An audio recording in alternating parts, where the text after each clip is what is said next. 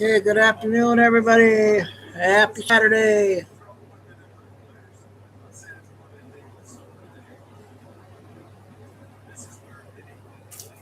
So let's get back from my sister's house. Had lunch there, and brother-in-law's dog has some kind of something he has to get out, and he had to stay around the house till Tuesday when he has the operation.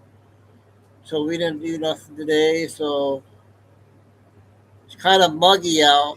The humidity must be high or something. It's really not good outside right now. Chico's even really down a little bit today. They must be putting stuff in the out there in the air there, the weather. Lucy, mom.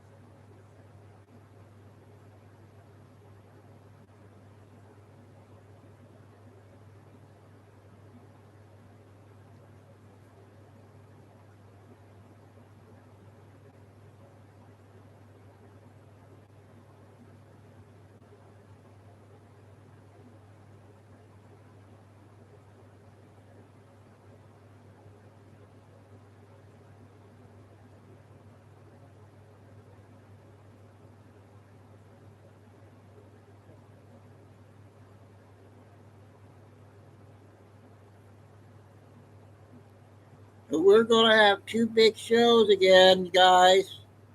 I found a lot of good stuff again. There's so much to cover.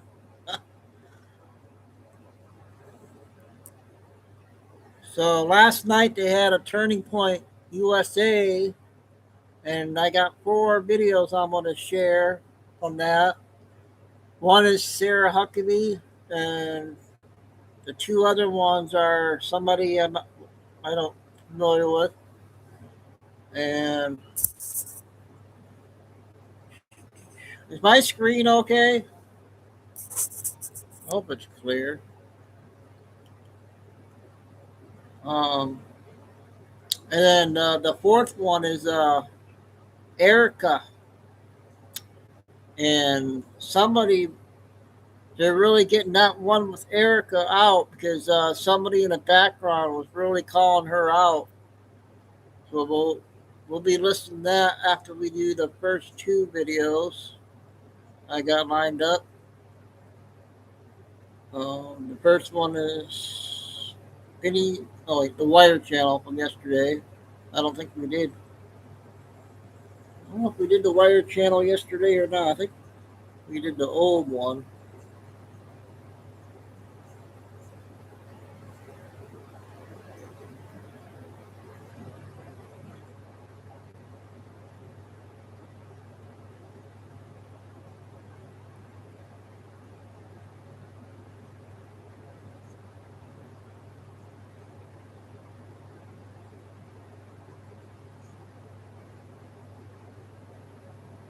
Billy Bean came out early this morning.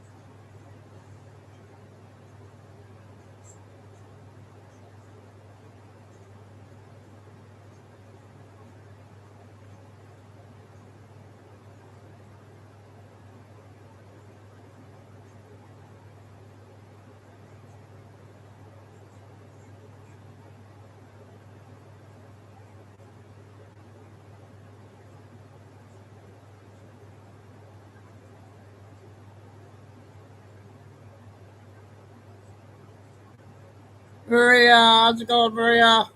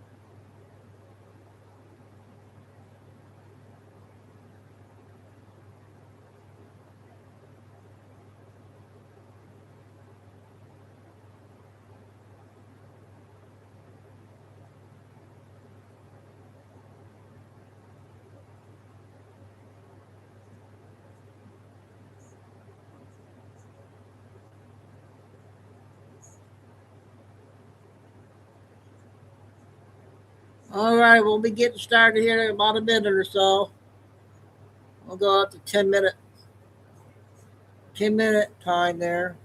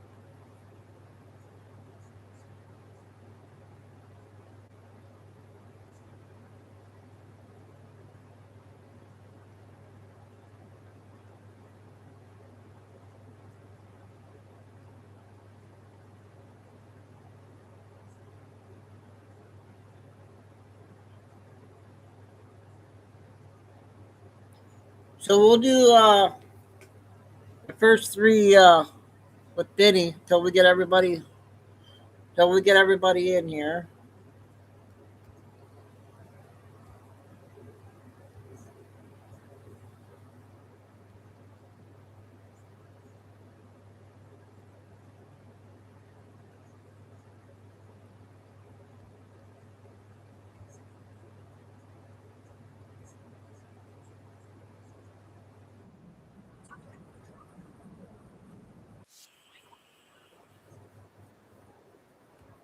On CBS, Donald Trump or Joe Rogan, or maybe both. That would certainly be the most entertaining outcome. Could just be a podcast between the two of these guys and would do better ratings. 60 Minutes used to get really good ratings. Then it became left-wing propaganda. Barry Weiss, who's now in charge of CBS, gutted 60 Minutes, fired a ton of the bosses and started replacing them with younger, fresher faces. That meant some of the older faces at 60 Minutes decided to depart. Anderson Cooper was one of them. Anderson Cooper said, I'm out of here. Who cares? I've never heard a single person on planet Earth say, oh, I gotta watch that Anderson Cooper thing. Said no one ever. His ratings on CNN are terrible. CBS, they're terrible. Scott Pelly, whatever. This guy is like a fossil. Apparently, he just got fired pretty dramatically by the new 60 Minutes boss. So, okay, another smug left-wing jagoff who won't have a cushy corporate media role. Who cares? But who are you going to replace him with? I mean, 60 Minutes is still a big show, right? People still care about their investigations. Some think it's certainly dying. But could it get a revival with a brand new audience, a younger audience, an entirely new generation, if you brought in the Walter Cronkite of our era, the man that everybody listens to, Joe Rogan. Well, this is the rumor. Panic at 60 Minutes as rumors fly that Joe Rogan will become the new host of the prestigious CBS News show after Scott Pelley firing. Oh, my. Staffers at 60 Minutes were scared stiff over reports that Joe Rogan could replace Anderson Cooper at 60 Minutes. Radar Online sourced the rumor to CBS and was picked up by the Austin Statesman on Wednesday. Scott Pelley, another former 60 Minutes correspondent, was fired from the news magazine the day before. He's a absolutely insufferable lib, by the way. He's constantly banging on about how much he hates Donald Trump and he hates Republicans. Fellow presenters, whoever, were also cut. Presenters were cut by editor-in-chief Barry Weiss, leaving 60 Minutes in a sort of shell. Weiss is also in the midst of a network-wide overhaul with 60 Minutes being the focus. It's effed up because we're here now where it's actually possible for this to happen, says a source from inside of CBS. We were thinking that it sounds possible because he's got a huge audience and CBS might want to partner with him. It's plausible, and it's actually scarier than anything. To have an actual audience, to have a presenter on, nobody knows who or what a Scott Pelley is. Nobody's ever cared about this guy. This guy doesn't matter at all. He was canned. Nobody cried a single tear for him. Nobody marched in the street. Just like Stephen Colbert. Like, it's just poof, it's gone. Nobody cared, right? So, like, why not replace him with an actual audience? Do you know who any of these people are? Any of these douches, do you know who any of these people are? Any of them? No, I can't name a single one of these people. I know Anderson Cooper because of CNN, and we do a lot of CNN coverage around here. That's it. So, like, if you replaced these people with personalities who have hundreds of millions of followers and downloads, why wouldn't you want to do that? That'd be funny because Joe Rogan has constantly criticized the corporate media for what they do to him. The corporate media, like CNN, they made him look sicker. They added a filter to Joe Rogan's face when he got COVID, made him look sicker than he actually was. Here's the report from Radar Online. CBS looking to pin down Joe Rogan. Network bosses are betting the podcast powerhouse will strengthen the sagging 60 Minutes. Why wouldn't they? He has tens of millions, if not hundreds of millions of listeners, Joe Rogan. Biggest podcast in the world. Why not? Exclusive, CBS eyes Joe Rogan for 60 Minutes shakeup. Would you start watching 60 Minutes if Joe Rogan was part of it? Oh, I don't see any reason why, like, why would this be a bad thing? Isn't this the business you're in? Joe Rogan's a better journalist than any of these people. Joe Rogan's more curious than any of these people, more fair-minded, more open-minded than any of these journalists. Joe Rogan reportedly being considered to replace Anderson Cooper on 60 Minutes. Woo. There you go. The network spent 60 years doing serious investigations, is reportedly pitching Rogan internally as strategy, not stunt casting. Joe Rogan, of course, did do some pretty impressive journalistic work earlier on in his career. He's anchored major television shows before, obviously very successful ones on CBS. This isn't insane. This is not an insane thing to do. I mean, Fear Factor, Survivor, like Joe Rogan was part of all of it. These are huge marquee shows that made hundreds of millions, billions of dollars. And Joe Rogan was the guy in charge. He was the anchor. He was the main personality. Why would this be insane? CBS is denying it, of course. CBS is saying false. That's it. That's all they've said. False. Okay. What does that mean? Austin-based podcaster Joe Rogan reportedly being considered for 60 Minutes role. 16 Minutes, CBS News has said this is false. Now, what does that mean? Does that mean that Joe Rogan turned them down? Asked to confirm or deny, 60 Minutes spokesperson tells me false. So here's Brian Stelter. This is false. Oh, okay. Well, what does that mean? Does that mean that Joe Rogan turned you down? Is it false, meaning you offered it to Joe Rogan and he said, not right now? Or come back with a better offer? He's making $250 million from Spotify every couple of years. at least, right? I mean, that's like just so you'd have to have a pretty big number to make the guy move or to make him work harder. Translation, it's true, but Joe Rogan isn't interested. That's what people are saying. Anyway, they're saying false. Well, I'm telling you what's not false is Joe Rogan's impassioned and beautiful speech as he stood behind President Trump at the White House. It shocked the world. This is what being an actual fair-minded operator in the media space looks like, ladies and gentlemen. I'd love to see the granddaddy of podcasting, the guy who invented it all, like bring it back, like run it back on the biggest news show in TV, right? Here's what being an impartial actor in the media business actually looks like. Listen to this. Trump some information. We have a gigantic opiate problem in this country, obviously. In 2024, more than 80,000 people died of overdoses. It's a horrible number. And there's more than 5 million people that are addicted to opiates right now in this country.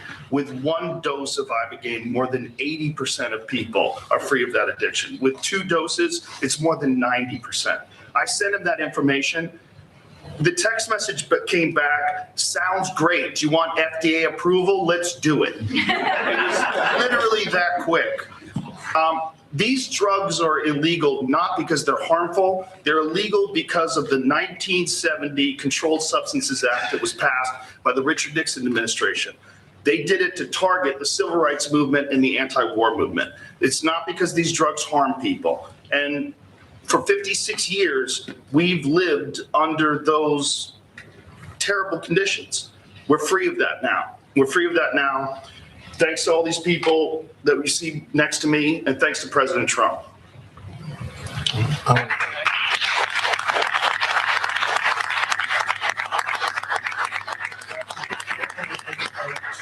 We all respect Joe, and he's a little bit more liberal than that's okay.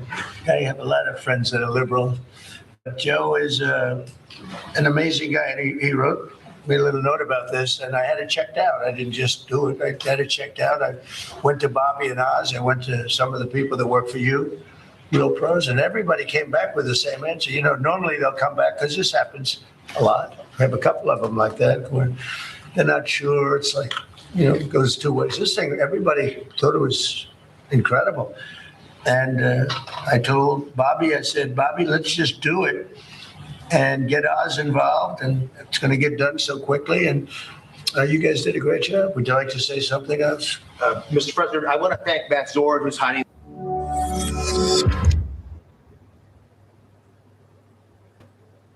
Welcome, OG. I'm not sure what you're talking about, but please be respectful. Thank you.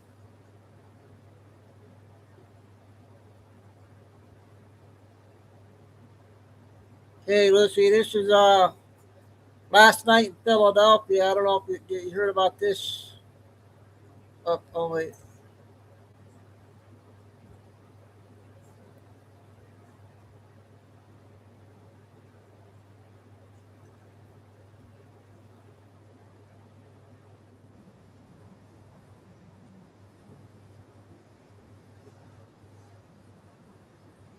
Trigger. The 28-year-old was gunned down while making a delivery to a vacant property. Our Jill Croce live tonight at police headquarters. And Jill, you spoke to people who knew the driver.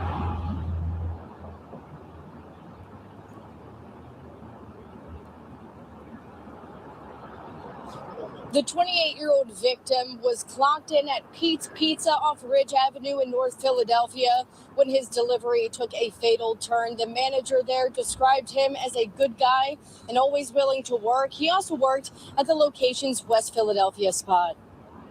You don't know what can happen. Just doing your job, just being around here. Philadelphia police are continuing the search for the suspect behind the fatal shooting of a 28-year-old pizza delivery driver just after 12:30 a.m. Friday. Earlier Friday morning, Chief Inspector Scott Small credited ShotSpotter technology with indicating gunshots in the area.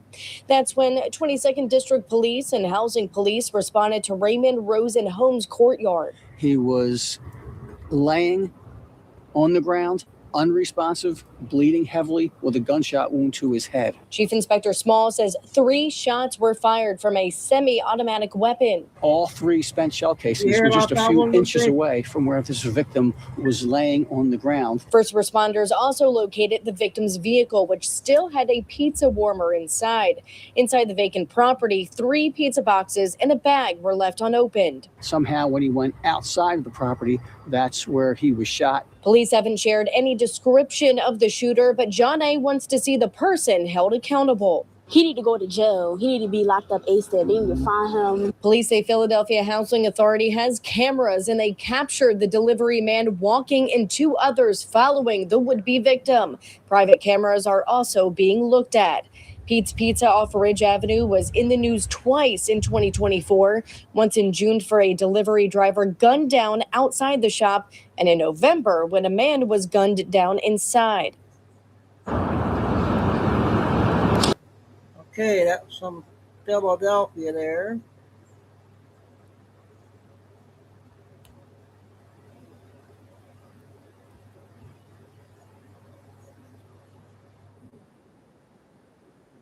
Five minutes. Precedence is routine. Information Office 2200. Bottom line up front. Ukrainian drone boats found in Romanian port near oil terminal. 1 detonation reported. Carmelo Anthony trial begins in Texas. Social tensions continue in United Kingdom. Beginning with international events in the Middle East, the conflict has continued to expand with Iranian drone attacks taking place at Oman's oil terminals and Mina al-Fahal. Omani authorities suspended oil export operations this morning before claiming that operations had returned to normal a few hours later. In the United Kingdom, societal tensions continue as old criminal cases reach a conclusion this week. Yesterday, a group of migrants were sentenced for crimes committed during an attempted revenge killing that took place in Stoke-on-Trent back in 2021. 5 years ago, this mob of migrants broke into a home and set a woman on fire in front of her child during a cultural murder attempt that stemmed from one of them stabbing the other, triggering an honor-killing retaliation attempt. Several people were also stabbed during this attack as a fight between rival migrant factions broke out in the streets during this incident. 5 of these men were recently found guilty of this attack, and earlier this week, 2 of the attackers, Naveed Hussein and Bilal Ahmed, were sentenced to what ended up being time served, a small fine, and community service. In Southampton, significant law enforcement operations are underway to identify rioters which pushed garbage cans toward police during the recent Southampton unrest resulting from the Nowak murder trial. So far, 3 demonstrators have been arrested and is charged, and continuing the recent trend, 1 individual who was arrested on Thursday has already been tried, convicted, and sentenced. This individual was sentenced to 3 to 5 years prison time for throwing a traffic cone in the general direction of the police, which never made contact with them. Analysts comment. These contrasting incidents are just 2 of a dozen that have stoked tensions throughout the British Isles this week. As a result, these events have been piling on after the Nowak murder trial elevated public anger to new heights, and last week a different case involved a pair of migrants being acquitted even though they broke a policewoman's nose during a street fight with officers at Manchester Airport 2 years ago. In Romania this morning, at least 1, possibly up to 4 Ukrainian naval drones were discovered floating in the port of Constanta. 1 Seababy Mark II Avdiivka type unmanned surface vehicle, or USV, was discovered floating inside the port by workers at one of the oil terminals. Before Romanian EOD teams could respond to the scene and tow the boat to a safer location, the explosive boat self-detonated, catching locals off guard who were inside the blast zone. After this explosion, a search was conducted for other drone boats in the general area, and some reports claim that 3 more Ukrainian USVs were found, though the exact geolocation of these vessels has not been disclosed. On the home front, in Texas, the Carmelo Anthony murder trial has begun in Collin County, with demonstrations and protests already being set up outside the courthouse. The jury in this case has not been sequestered, and they are being sent to their homes every night without any security or protection measures, despite the activists threatening to kill people outside the courtroom. Analysts comment. This is going to be a hot trial,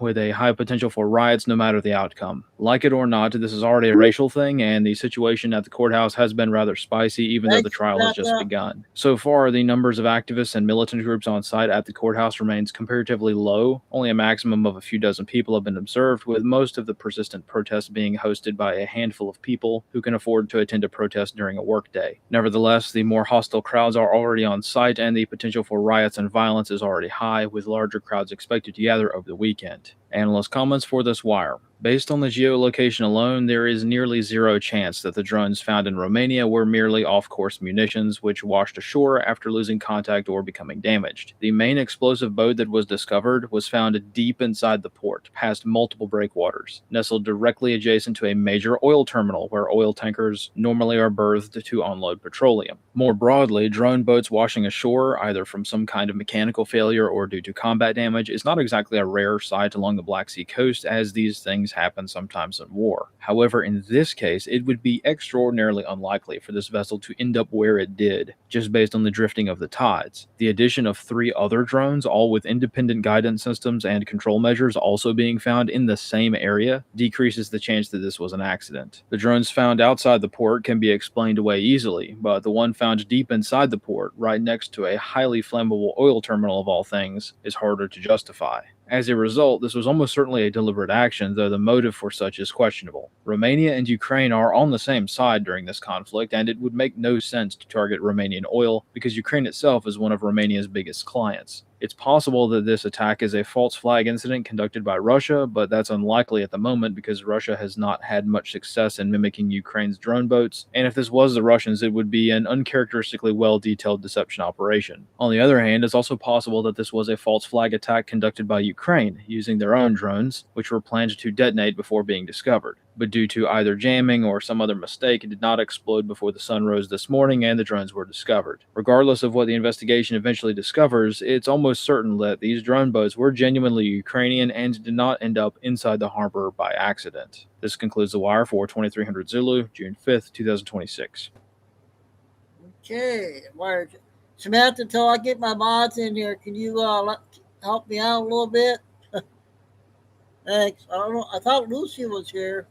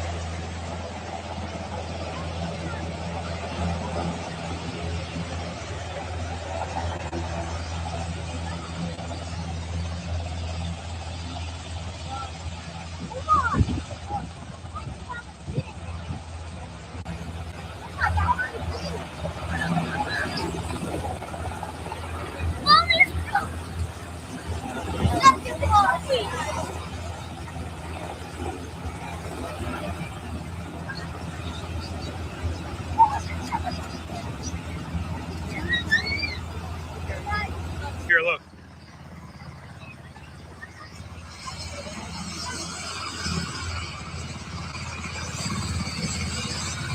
That was a decoy. I think that's Trump coming in there.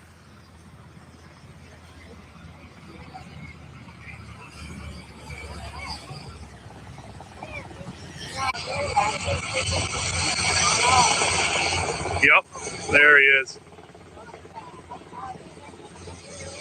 He likes to be right at his front door.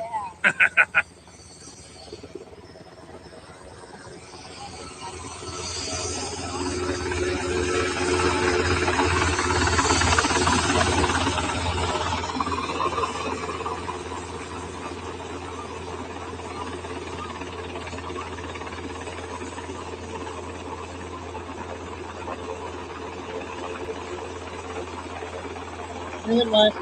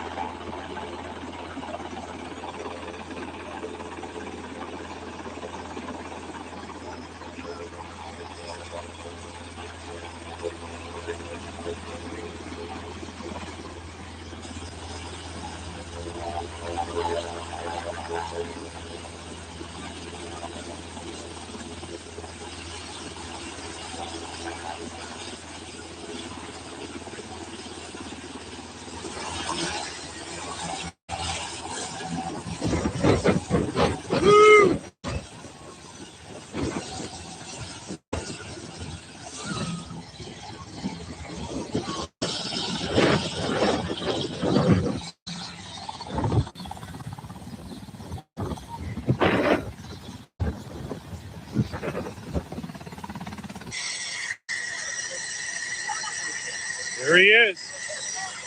Yeah.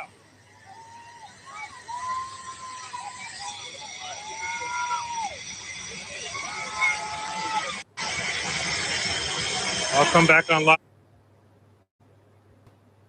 Okay, he was arriving in New Jersey, I believe.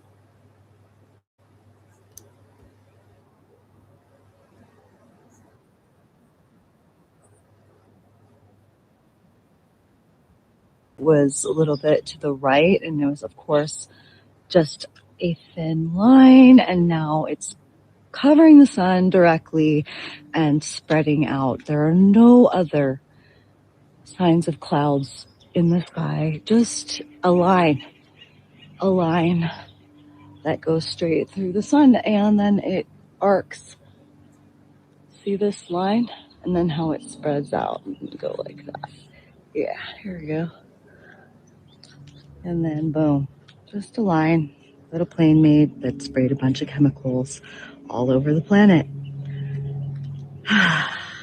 Still a beautiful day. That was something in the sky there. I got a 4-minute peep video.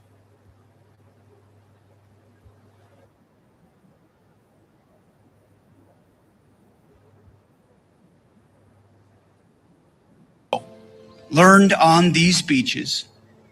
Strong allies, each fully committed to doing their part, win wars.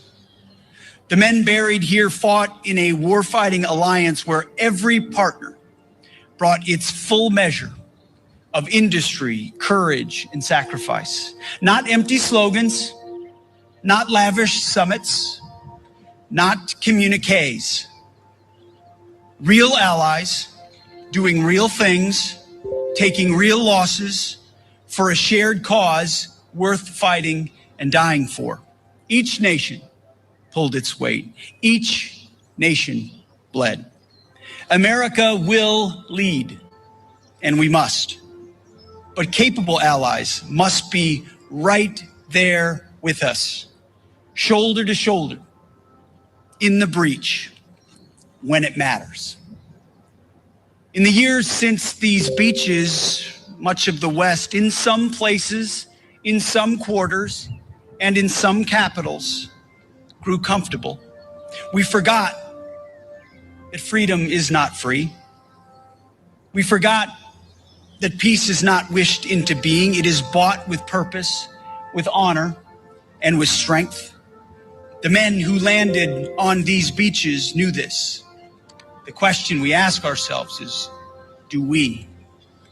It's past time we remember what they knew. Their legacy demands far more than quiet reflection. It requires our active vigilance. Sadly, today, different European beaches are stormed by different dangerous ideologies. Beaches in Spain, in Italy, in Greece, and Bulgaria, boats and men arrive. When will European capitals do something about that invasion? Or is it too late? I pray not, and I believe not. The men who fought and died here restored freedom to Europe. That freedom must be maintained by this generation of leaders and warfighters, or what they fought for was merely temporary.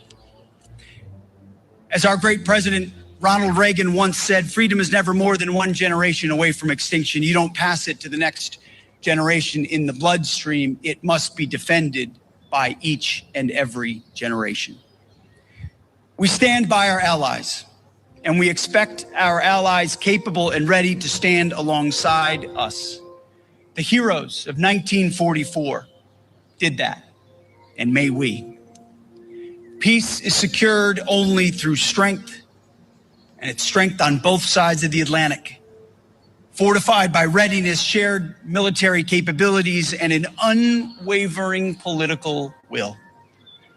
Our world is safer and more prosperous when the United States of America and our allies are strong, free, and unapologetic in defense of our Western tradition of freedom. That is June 6th. That is 1944. That is D-Day. So let us here resolve the formidable alliance forged in the crucible of World War II will remain ready, will rebuild, and will recommit. And in doing that, we truly commemorate the men of D-Day. Okay, important speech today there from Pete there. Okay, I got video from, I got 4 clips from last night's Turning Point. And the first one, I'm going to do the Erica Kurt one.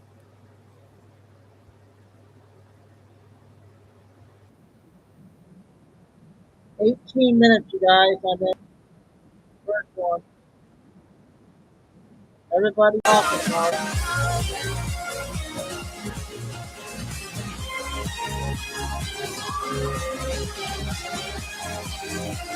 "17's gone, but I only got 2 left.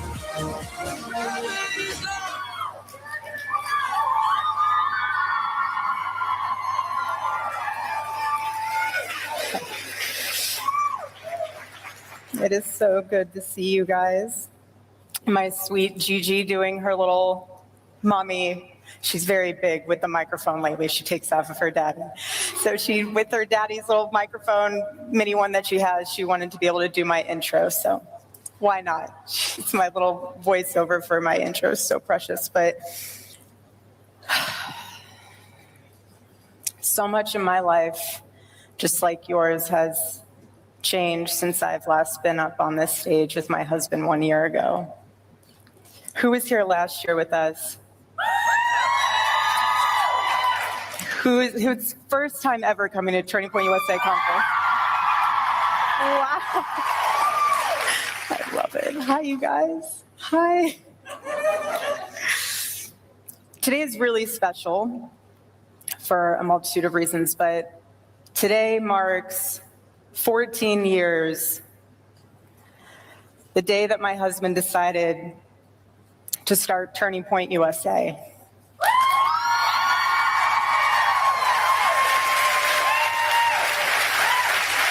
He saw what was on the horizon for the youth of this nation, and he knew that Turning Point USA would be the solution. And I am so grateful to God that he followed the calling that was on his heart rather than what the rest of the world probably would have expected a young 18-year-old male to do. He saw a generation drifting away from faith, away from a sense of purpose, and he wanted to cultivate a space for community, a space that was so needed, especially on college campuses. He was aspiring to win the culture war and to share with everyone the American traditional values that he so deeply cherished. And we will continue forward with that mission that my husband has entrusted to us. I'm so proud of him. So proud of him. My husband always believed in this event, the Women's Leadership Summit, because he could see young women being sold a vision of life that looked empowering on the surface, but left many of them increasingly dissatisfied underneath. He wanted to create a place for conservative women to connect with like-minded women and be poured into by female voices that would talk to them about the sanctity of life, about fiscal responsibility, about liberty and family. He wanted to create that for all of you. And for the first time, women that are here tonight, thank you for being a part of that special legacy that he started.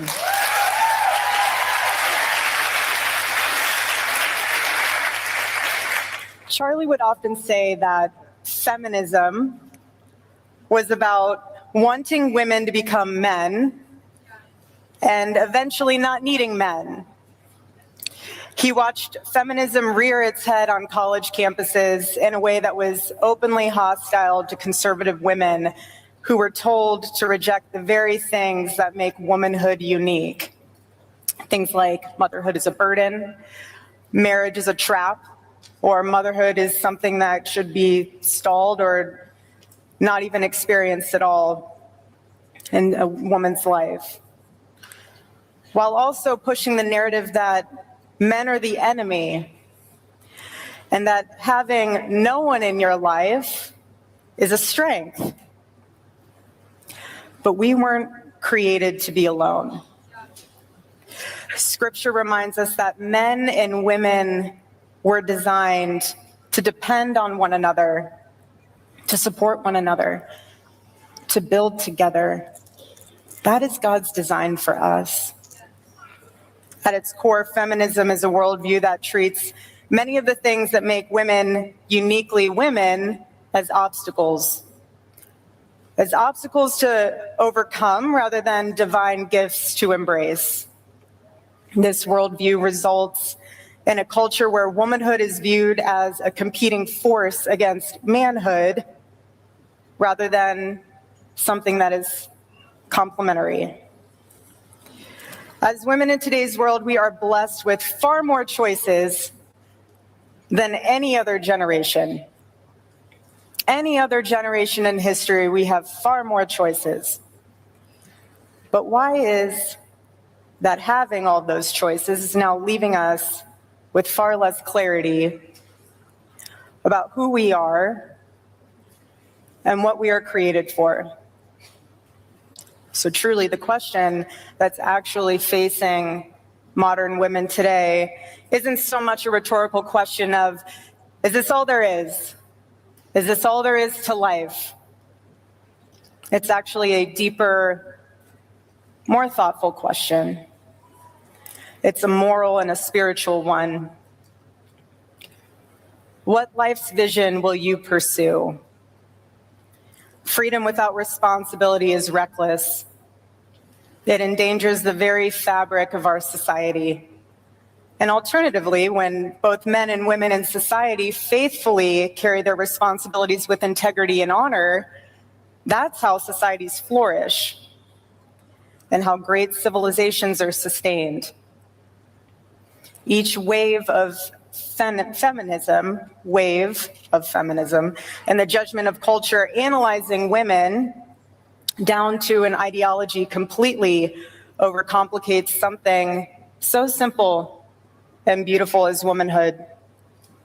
If an ideology leaves people lonelier, resentful, confused, and weaker than before, then perhaps it is time to question whether that ideology is actually serving the people it's claiming to empower. As women, we are made for obligations that are greater than ourselves. It's in our DNA. I feel it every day. I know that you guys do too. And that's why it's nearly impossible to find satisfaction in this world when you are relentlessly focused on what you can get versus what you can contribute. Therefore, I encourage you this weekend, whenever you have a moment, take pen to paper, don't write it on your phone, and really pray about this. Write down what your virtues are. Write them down. Maybe it's the love of truth. Maybe it's humility. Maybe it's honesty, fidelity, courage. Maybe it's self-sacrifice. But write them down. And whatever they are, invest in them. Uphold them. Fortify them. Have those virtues be the lens that you love your spouse through, that you're a mother by, that you sow into your community and you steward your family's legacy. Those virtues are so important. And when you set out to pursue God's vision for your life, know that He will show up.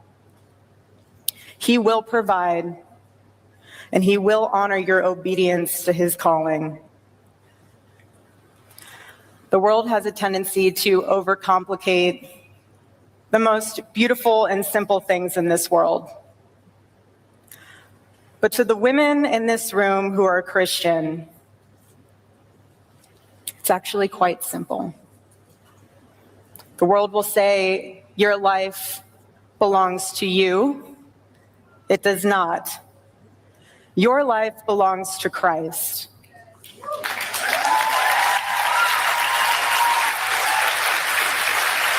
And once you understand that, so many of the questions that the culture bombards you with will be answered. Because when your life belongs to Christ, your purpose is no longer self-fulfillment. It's just not. It's a totally different focus. It's greater.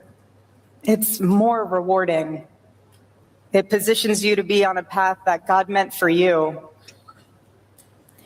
And what I've learned is that you don't get to choose the season of life that you're in. You never will be able to. But you do get to choose how you show up for it. Every single day.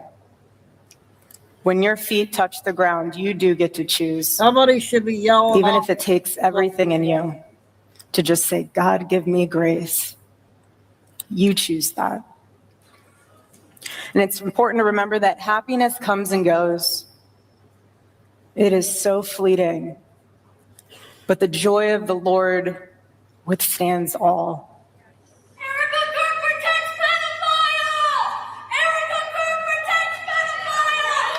There it is, right there, guys. It's important to remember that happiness comes and goes, and I pray that you find it.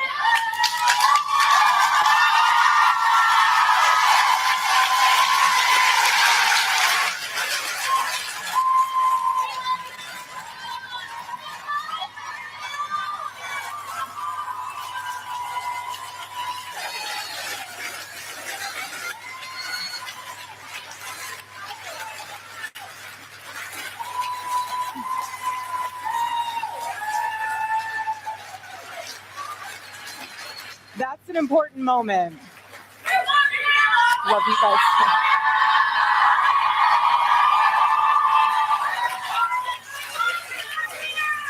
That's an important moment because that just showed duty to faithfulness gives life meaning. And we must pray for our enemies and those that do not feel like their life has meaning. And that's a perfect example of that. A perfect example. You pray for your enemies. You pray for those that persecute you. That's not the enemy. We know who the real enemy is. God bless you. Thank you. I have one person I listen to. I got you. I got you.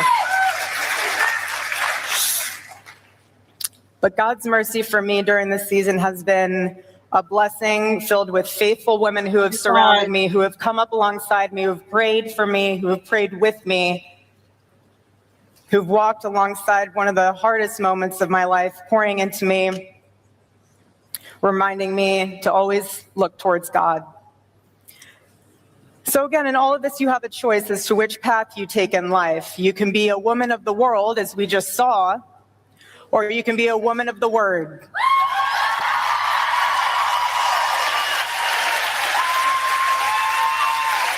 That choice is yours. Which path will you choose? I pray she chooses the right one. Eternity's long.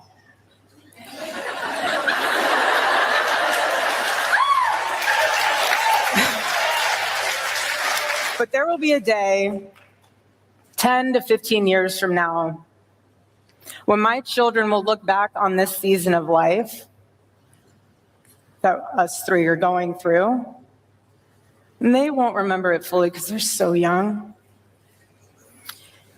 But they will see everything.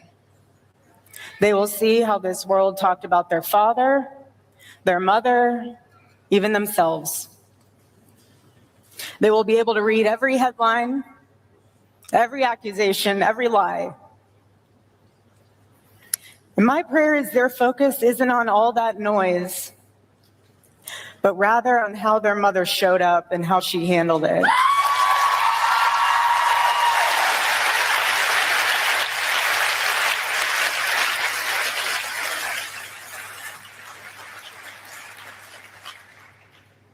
I pray God's wisdom will prevail and they will be able to see the difference in how you can respond to situations that are completely out of your control.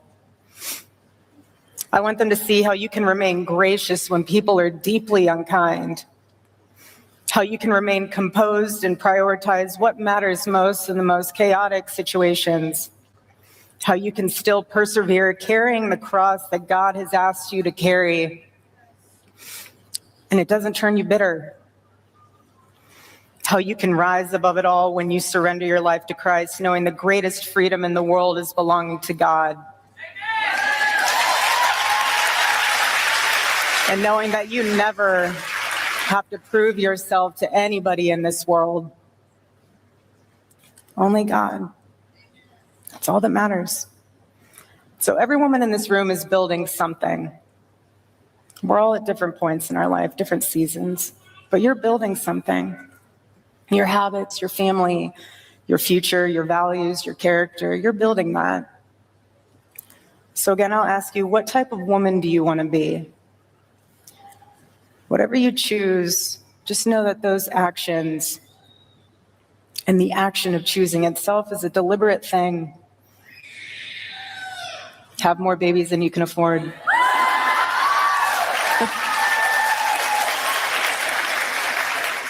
It begins with an intention to do right, even at a cost.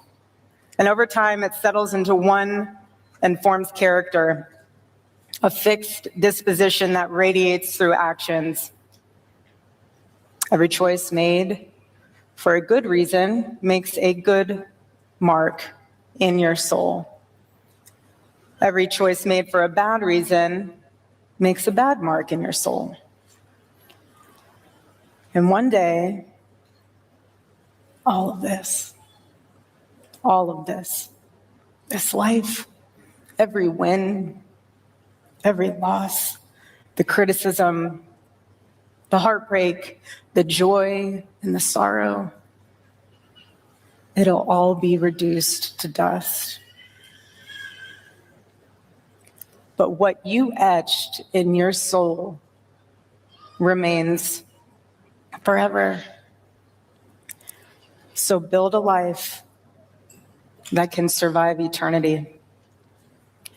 Welcome to the Women's Leadership Summit. We're so grateful. God bless you all. Okay, so that was last night. Everybody's talking about that video with that lady was screaming in the background there. I'm going to play another speaker, and then I'm going to do Billy Bean after. The second one is Sarah Huckabee.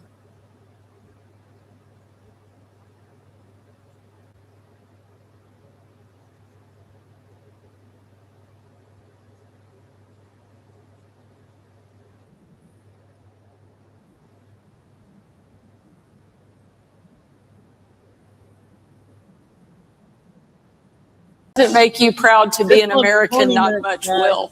What an honor to be with you tonight. And what an incredible just privilege it is to see so many young conservative women from all over America standing up in one voice and declaring proudly that they are not afraid and that they love this country. What a beautiful thing to see.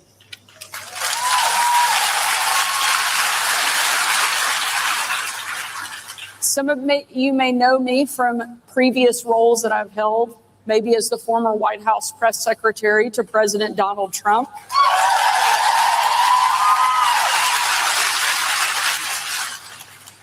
A difficult job, but one I absolutely loved. Some of you may know me as Mike Huckabee's daughter, something I'm also incredibly proud of. And some of you may know me as the current governor of the great state of Arkansas, something else I'm very proud of. But the best title that I've had is that of being a mom. I remember one night many years ago helping my daughter Scarlett get ready for her first ever father-daughter dance. Scarlett was about 6 at the time, and it was one of the first big events like this she had attended with my husband, and she was so excited. We spent the entire day picking out the perfect dress, getting her hair and nails and everything just right. But Scarlett didn't just want to go to the dance. She wanted the big reveal. She wanted to come down the stairs and her Prince Charming, my husband, to be there waiting for her. And so we're sitting at the top of the stairs, and I'm putting on the finishing touches, telling Scarlett how proud I am of her, how grateful I am that God chose us to be her parents. And as I'm sharing what I think is this beautiful mother-daughter moment, my daughter Scarlett reaches up, pats me on the arm, and says, "It's okay, Mommy. One day you can be pretty too." You know what? Kids will keep you humble. That is for sure. But now I'm proud that I have the most beautiful, remarkable, smart, talented, tough, funny, most special 14-year-old daughter you can imagine.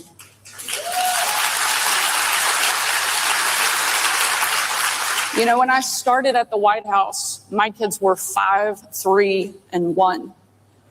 Let that sink in for just a second. We did chaos at our house really well. In fact, being a mom to preschool-age children was the best preparation I could have ever had for being the White House press secretary. You know, I had to be patient. I had to say no a lot. And I had to answer the same question over and over and over again. You know, I was actually the first mom to ever serve as the White House press secretary.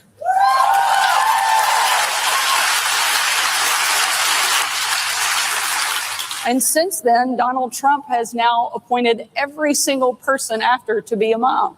I think it's pretty telling. And how incredible is our current press secretary? I want to give a huge shout out to Carolyn.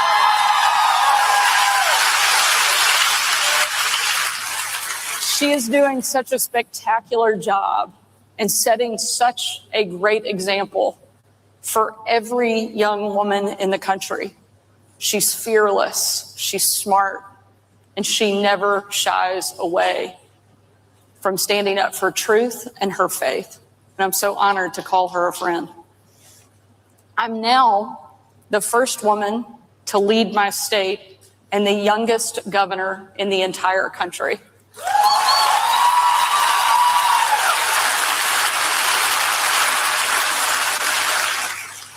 But none of those things define me. My identity is very simple.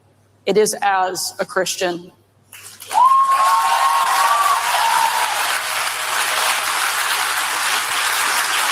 It is only in Christ that I am forgiven, loved, and ultimately set free. None of my other titles, roles, or responsibilities in life can ultimately fill my heart in a lasting, fulfilling way. Only Jesus can do that.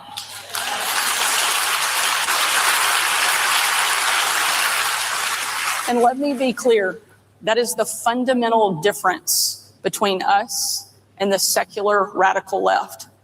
For many on the left, their identity is about being woke or socialist or even politically correct. But the only identity that can bring you true fulfillment and peace that surpasses all understanding is in Christ. And we should never, ever apologize for it.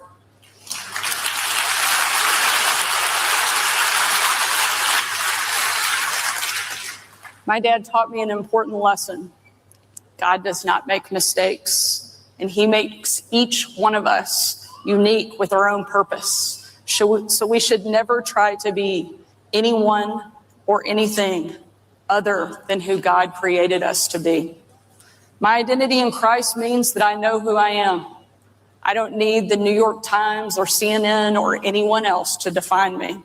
I have a creator who has already done that, and a Savior who has given me the only validation that I will ever need.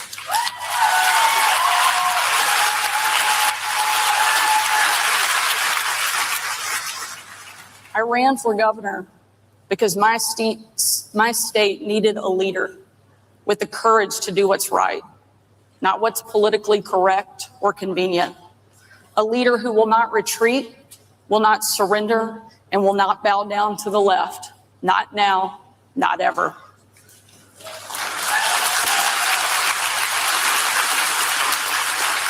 The dividing line in America is no longer just right versus left or right versus wrong. Frankly, it's normal versus crazy. And as governor, I'm holding the line. No woke indoctrination in the classroom. No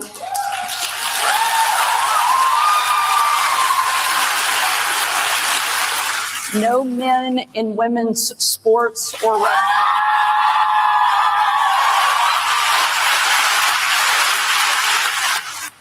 no big tech exploiting our kids, and no foreign adversaries like China threatening our way of life.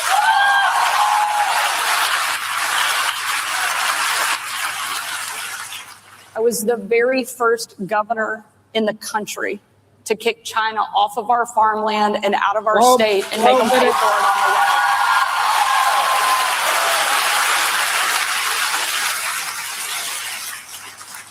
I lead a state where strong families thrive in safe communities, where jobs are abundant and paychecks are rising, where the freedom that our veterans shed their blood to defend is the birthright of every man, woman, and child, where schools are again teaching reading, writing, math, and science, and where no child is ever trapped in a failing school or sentenced to a lifetime of poverty, and where every child learns the identity that truly matters, that we are all children of God and citizens of the United States of America.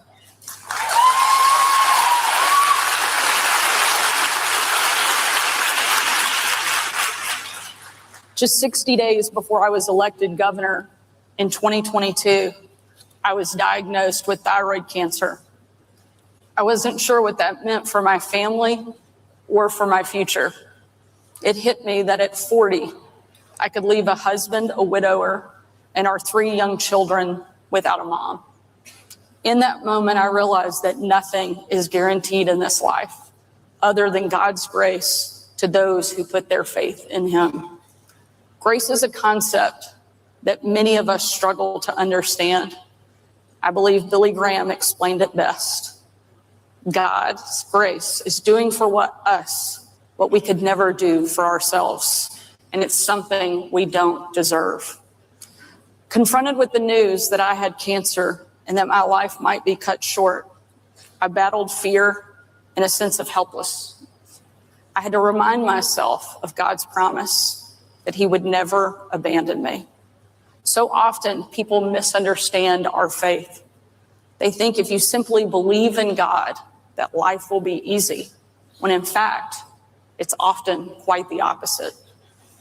Our faith doesn't move us off of the battlefield. It puts us on the front line against evil. Our faith does not prevent difficulties, but it will help us get through them. We live in a fallen, broken world. But Romans 8:28 tells us that we know that those who love God, all things work together for good, for those who are called according to His purpose. Charlie Kirk, in his final book, Stop in the Name of God, Honoring the Sabbath Will Transform Your Life, called us to make time to disconnect from our broken world and to honor God. Charlie answered the call to be bold in his faith, put his trust in God, and fearlessly confront evil. Charlie went to college campuses not looking for controversy, but seeking lost souls who needed spiritual truth. He helped bring light to a dark world. And it is our responsibility not to let that light ever go out. Even though we miss him, the message that he shared resonates even more loudly now that he is gone. My friend Erica Kurt, despite some of the most slanderous, malicious, and evil attacks I've ever witnessed in politics, is courageously carrying on Charlie's legacy.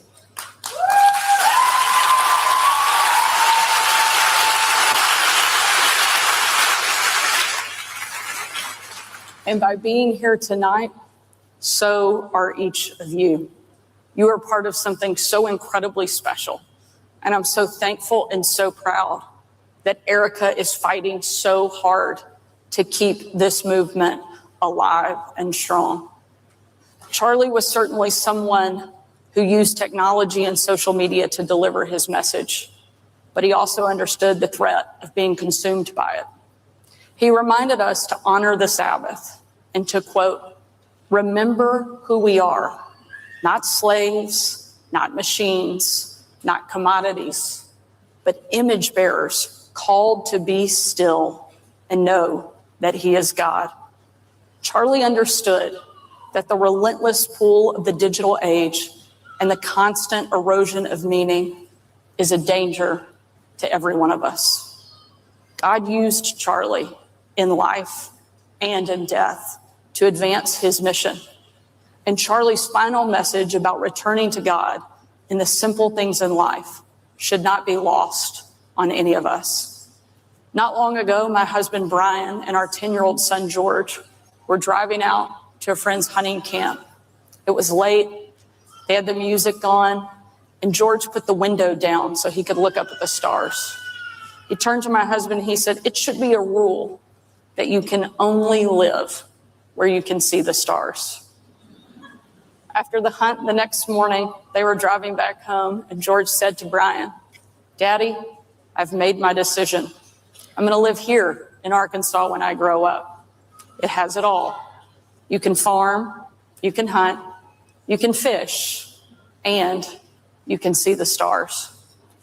For a 10-year-old, it really is that simple. It's moments I share with my kids that often remind me of what's really important and just how incredibly blessed I am. In this fast-paced, all-about-me-centered world, it's a reminder that we all need often. Many years ago, an 11-year-old girl and her family traveled to Israel. Her parents had been going there for decades, but this was the girl's first trip. The family had planned to visit the historical and biblical sites that served as a basis for much of her Christian faith. One of the last stops that they were going to make on their trip was to Yad Vashem, which commemorates one of the darkest errors in all of human history, the Nazi genocide against the Jewish people. The 11-year-old girl's parents, frankly, weren't sure if she was ready to go through that museum and be exposed to the images and the videos and the sounds that they knew she would hear and see as she walked through those halls. But they wanted her to understand the importance of standing up against evil. So they decided they would take her. And if at any point it became too much, her father would simply walk her out. See, Yad Vashem sits on Mount Herzl, often referred to as the Mount of Remembrance. Yad Vashem in Hebrew means a memorial and a name. And its goal is to memorialize the Holocaust, in particular, all the Jewish people who were killed and had no descendants left on earth to carry on their family names. As they walked through Yad Vashem, the girl watched videos of Jewish families being marched to their deaths in gas chambers. She saw an exhibit featuring hundreds of pairs of shoes taken right off of the feet of children nearly her age.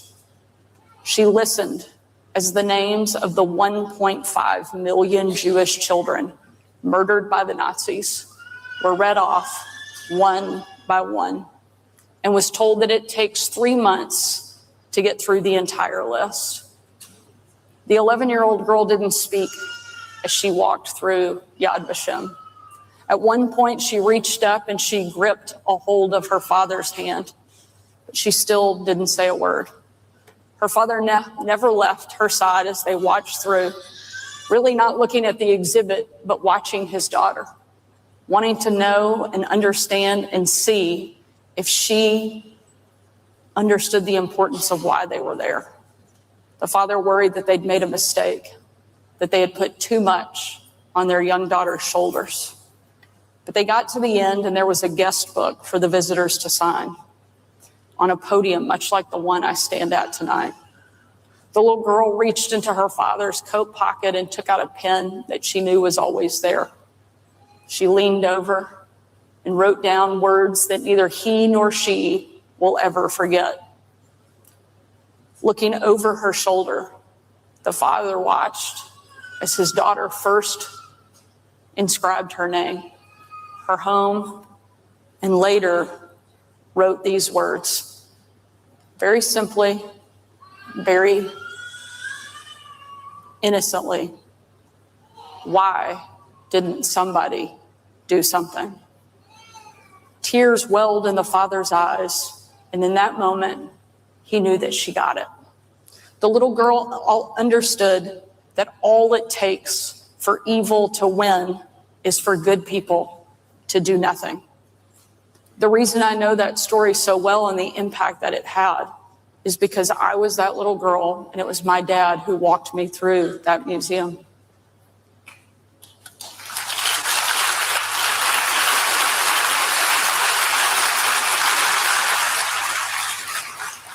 Last year, Brian and I had the opportunity to take our kids to Israel for the first time and spend Christmas there with my parents. I've shared that story of my first trip to Yad Vashem many times with audiences all over the country. And it was an emotional moment to stand by and watch my own kids sign the guest book that I had signed more than 30 years earlier next to my dad, who was now serving as President Trump's ambassador to Israel.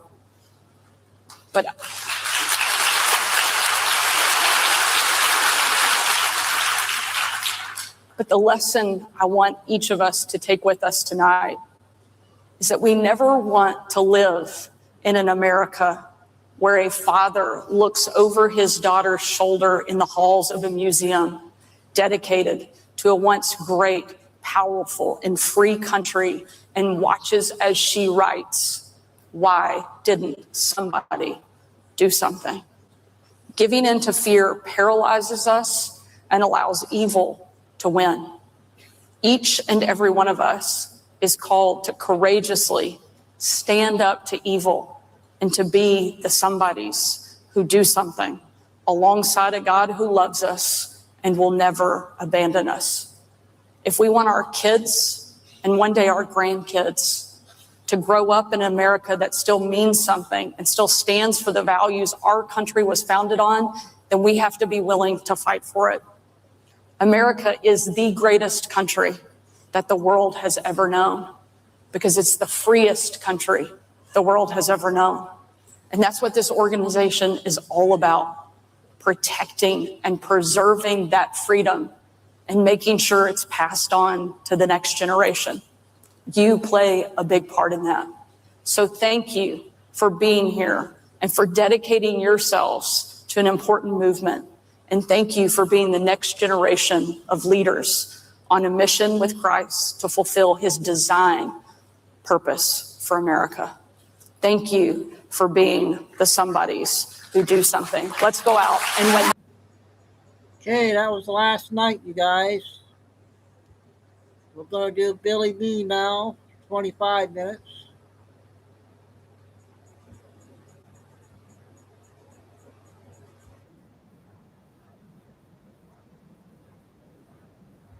It's 2026, Texas, about 6 a.m.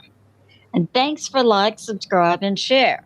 Some of the things we'll cover: Ebola and what the U.S. CDC is saying. And the U.S. military and Iran trade hits. President Trump continues to hold. And we have Russia winning and Ukraine losing. That appears to be true, that last part. So let's get started. We're going to begin with Ebola. We have this from Breitbart. So the U.S. has travel restrictions against certain parts of Africa, Congo, Sudan, Uganda. But we understand the Ebola in Africa is predicted to spread to a group of 10 nations around the Congo.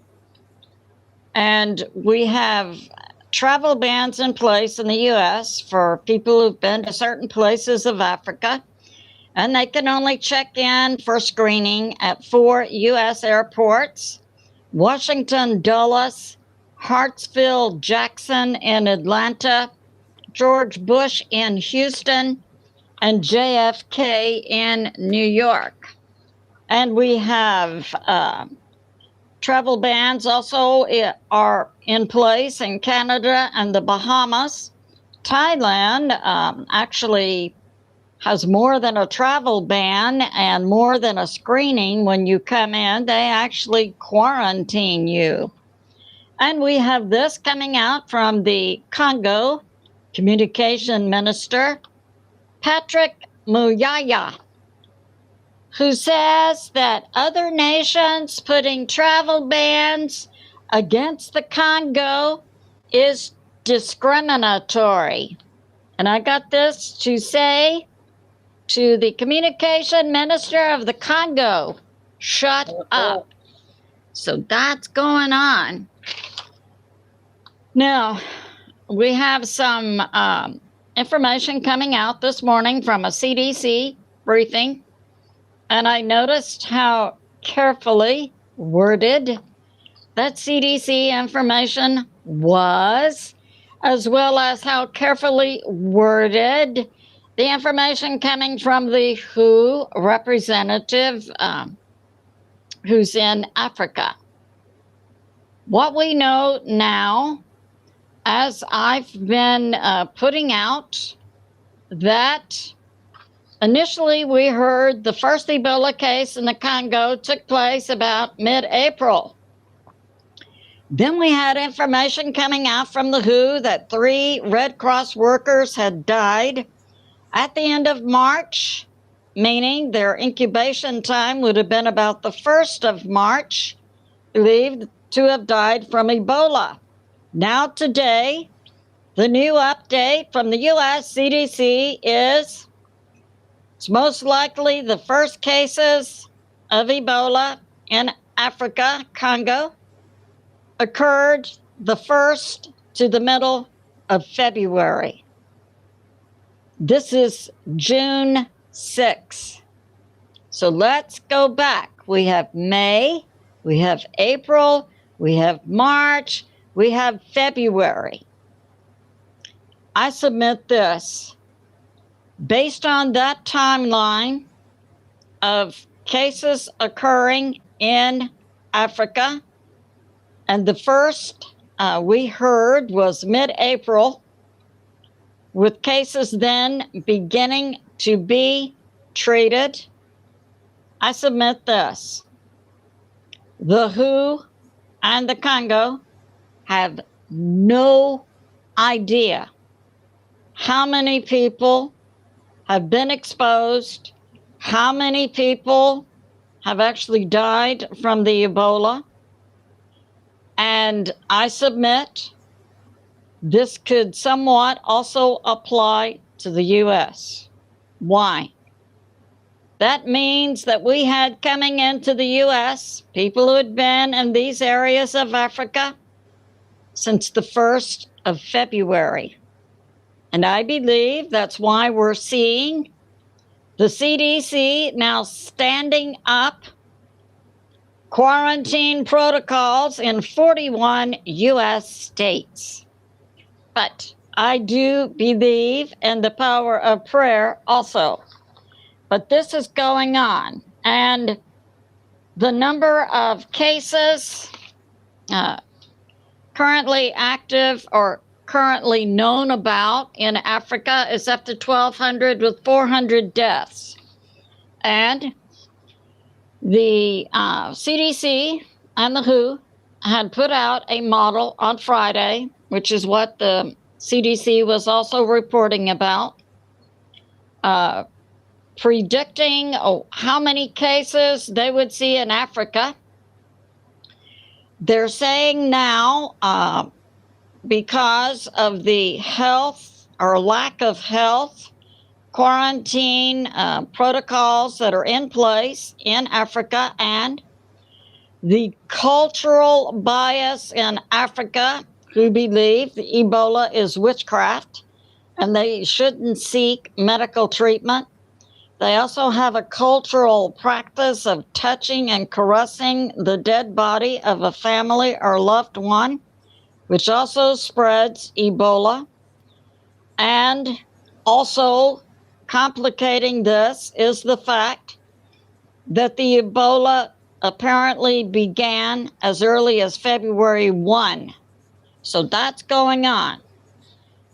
And the model predicts it's highly likely. So in 2014 to 2016, there was a major outbreak of Ebola in Africa. They had 35,000 plus cases and 11,000 plus deaths. That would demonstrate a death rate of about 30 to 35%. During that time, we had 11 cases of Ebola in the U.S. during the Obama years. Now, the CDC WHO model predicts that most people are not going to seek treatment within 2 days after having symptoms. Therefore, it's highly likely in the next 3 months there will be 20,000 plus cases in Africa. So highly likely then the number of deaths with 30 to 35% death rate would be 1/3 of 20,000, so 7,000. So that's going on. I believe it's good to always be up to date on information and accurate information. We have this. Recently, now we've been seeing the UK turning communist for years, allowing in tens of thousands of illegals and taking rights away from the UK citizens and giving them to the illegals. A few days ago, a white teenager in London was stabbed to death by an illegal.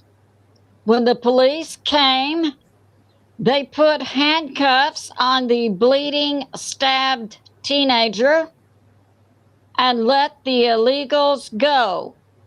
The teenager then on the ground, handcuffed, bled out and died. So now, what can we say about the UK? We've been seeing them go communist. Now we see them demonstrating to the world that they are insane.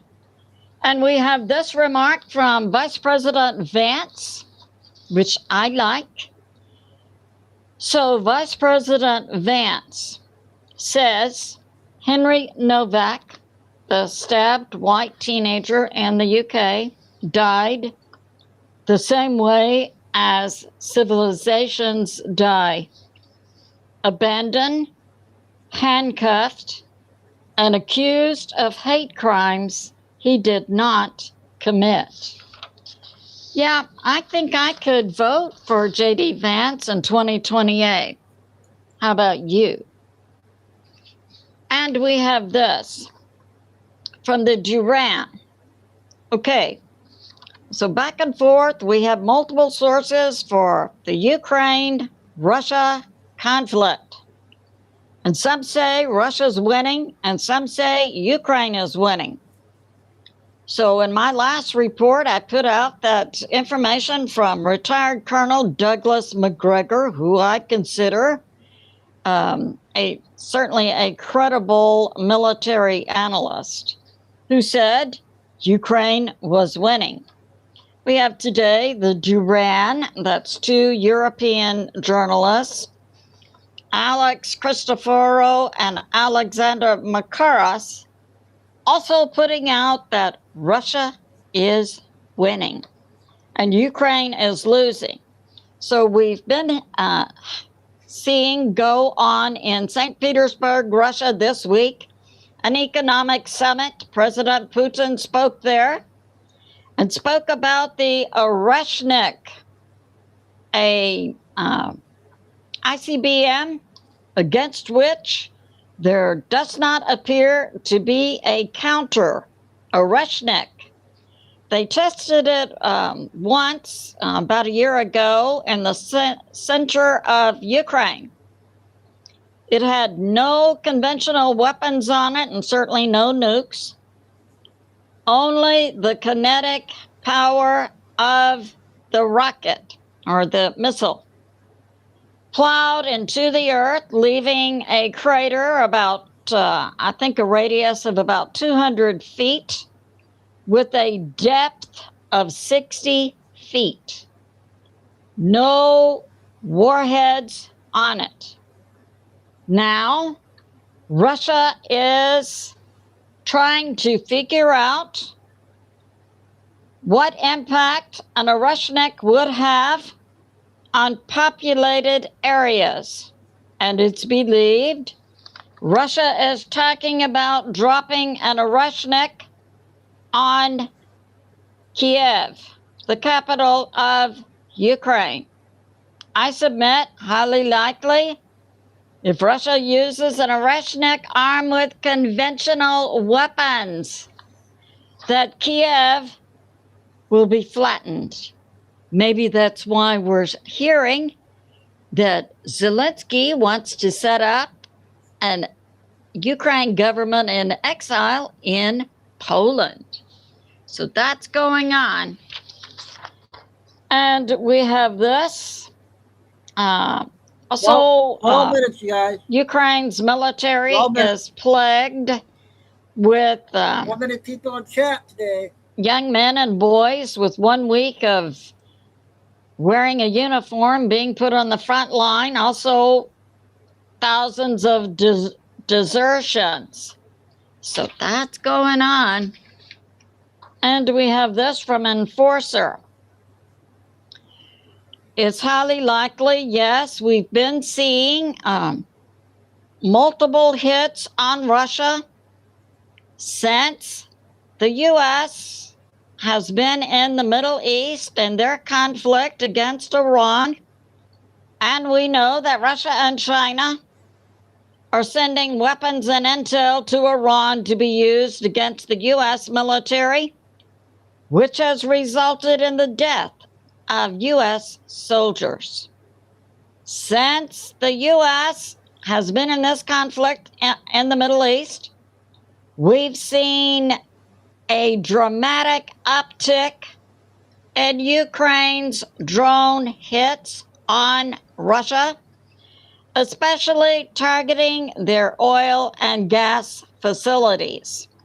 We hear in Crimea, the population is out of fuel and that Russia's economy is taking a big hit.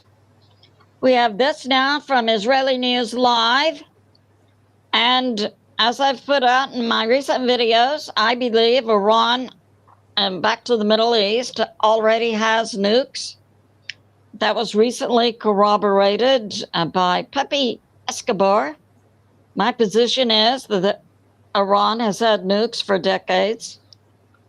And also that intel that came to former CIA Larry Johnson, that Iran said if the U.S. hits Iran again in a major hit, that Iran will do a nuke demo inside Iran.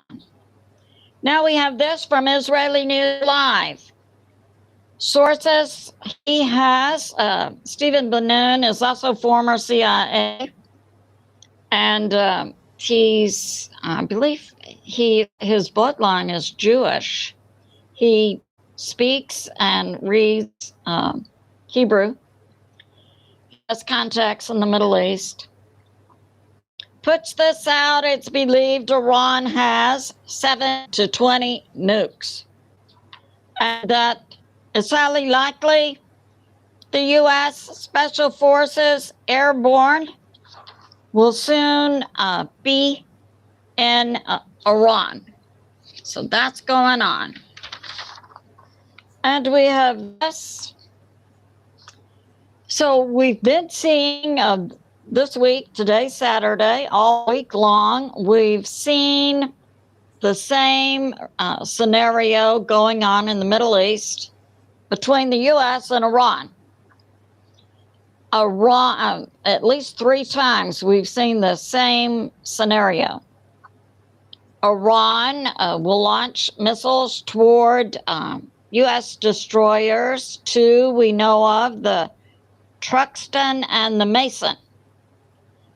And CENTCOM says they take them down, they don't hit the destroyers. But then the U.S. will then hit Iran's Qasem Island at the Strait of Hormuz and also hit Iran at Bandar Abbas. Most recently, the U.S. military hit them yesterday and took out radar and other locations in this area. So that happens. Then Iran will hit U.S. military bases in Iraq, Bahrain, and Kuwait. Now, CENTCOM came out on the past 24 hours and said, May 31, we had 1 U.S. soldier and 1 UK soldier killed at the U.S. base in Iraq. Now, I have put out that Tuesday of this week, June 3, CENTCOM gave information to the U.S. Intel Group that on Tuesday, Iran killed 5 U.S. Marines. And yet, we see President Trump continuing a hold position, and we do not see retaliation. So that's going on. And we have this. Yeah, June 5, yesterday, from Enforcer, IRGC hits Bahrain, Kuwait, Iraq in large attacks yesterday with drones and missiles. And we saw the U.S. military responding with hits once again on Qasem Island near the Strait of Hormuz and also the southern coast of Iran. And it's believed, we know this conflict in the Middle East began about February 28th. And for several weeks, the U.S. went in and made massive hits all over Iran, closing entrances to Iran's underground bunker storage of missiles and drones. Since the ceasefire has been going on for several weeks now, Iran has begun digging those out. And we had yesterday, we had the U.S. military up in the air, 2 P-8 Poseidons coming out of Saudi Arabia. We had the U.S. in the air, F-16s, F-15s, F-35s. All this in response to Iran's hits on U.S. bases located in Iraq, Bahrain, and Kuwait. What we are not hearing is what was the result of all of that U.S. air power in the air. We don't know. And we have this, that also late yesterday when all of these back and forth was going on between the U.S. and Iran, The airport in Kuwait would not allow commercial planes to land. I would wonder, why are commercial planes continuing to try and land in a city, a country that's actively engaged in combat? But that happened. So we have this. Yeah. So Iran continues to dig out the entrances of their underground bunkers previously hit by the U.S. Also, late yesterday, we saw the air defense system of Iran going active on Karg Island. And we had last night, about 9 p.m. Eastern Standard Time, we had the IRGC making a statement. So they said the invading terrorist U.S. Army, which also hit yesterday Iran's Sirak location, taking down their radars in that area, and also Qassam Island, and also the coast of Iran. But the IRGC puts a message out to the U.S. terrorist army. I got this to say to the IRGC: shut up. And we have this. Okay, we know we're seeing votes go on in California. And these California votes are being closely tracked by the DOJ and other Fed agencies. And it's becoming very clear to the world that California is actively engaging in ballot fraud, where you have 10,000 or 25,000 ballots come in. The feds are in the room where California is, the election people are allegedly counting, and there will be only votes for Democrats and none for Republicans.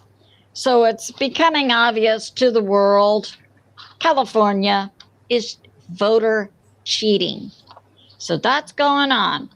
We have this from U.S. Intel. So this happened yesterday about 5 p.m. Eastern Standard Time, that the U.S. hit Bandar Abbas, that's a port in Iran. And the U.S. CENTCOM continues to say they are only engaging in self-defense. So that's going on. And we have this. Oh yeah, from Facebook. So driving along the highway, there was a highway sign that said, "Dip ahead." And it was followed by a homemade sign that said, "Bring chips." So that's going on. And now a short prayer. This is based on Deuteronomy 37. We pray, Father, in the name of Jesus, whom many call Yeshua, that you strengthen us against bitterness and unforgiveness. We pray, Father, that you blanket us with love and forgiveness and teach us to cover others also with love and forgiveness. And we say, thank you, God the Father, God the Son, Jesus, whom many call Yeshua, and God the Holy Spirit. I say to my family and friends, remain steady out there, continue to pray. God is in charge, and he is on the move. I love you, and I'll see you soon. Okay, we got we got 2 interviews, and we got Billy there. Now we're going to do our regular short videos. And then get back to stuff. We have 3 good ones there. I got the cat lady first one. She came out with a minute one last night, but no big deal. This one, her first main one of the day. Then I got the one lady finally gets a video out. It's 4 minutes. And then we'll do a 7-minute new Patriot Princess. And we'll get a lot of short ones. And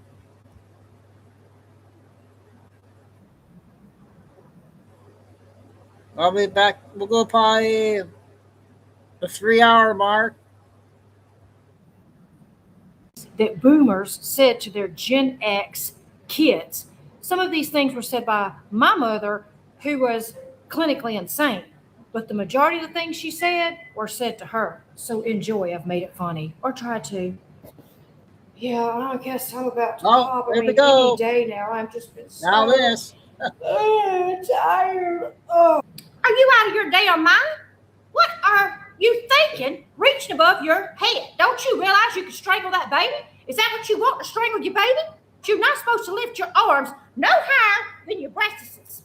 Because if you lift your arms higher than your breastises, you're going to wrap that umbilical cord around that baby's throat. You either have a baby that's not live, or you going to have a baby like Irma down the street whose baby looks like this.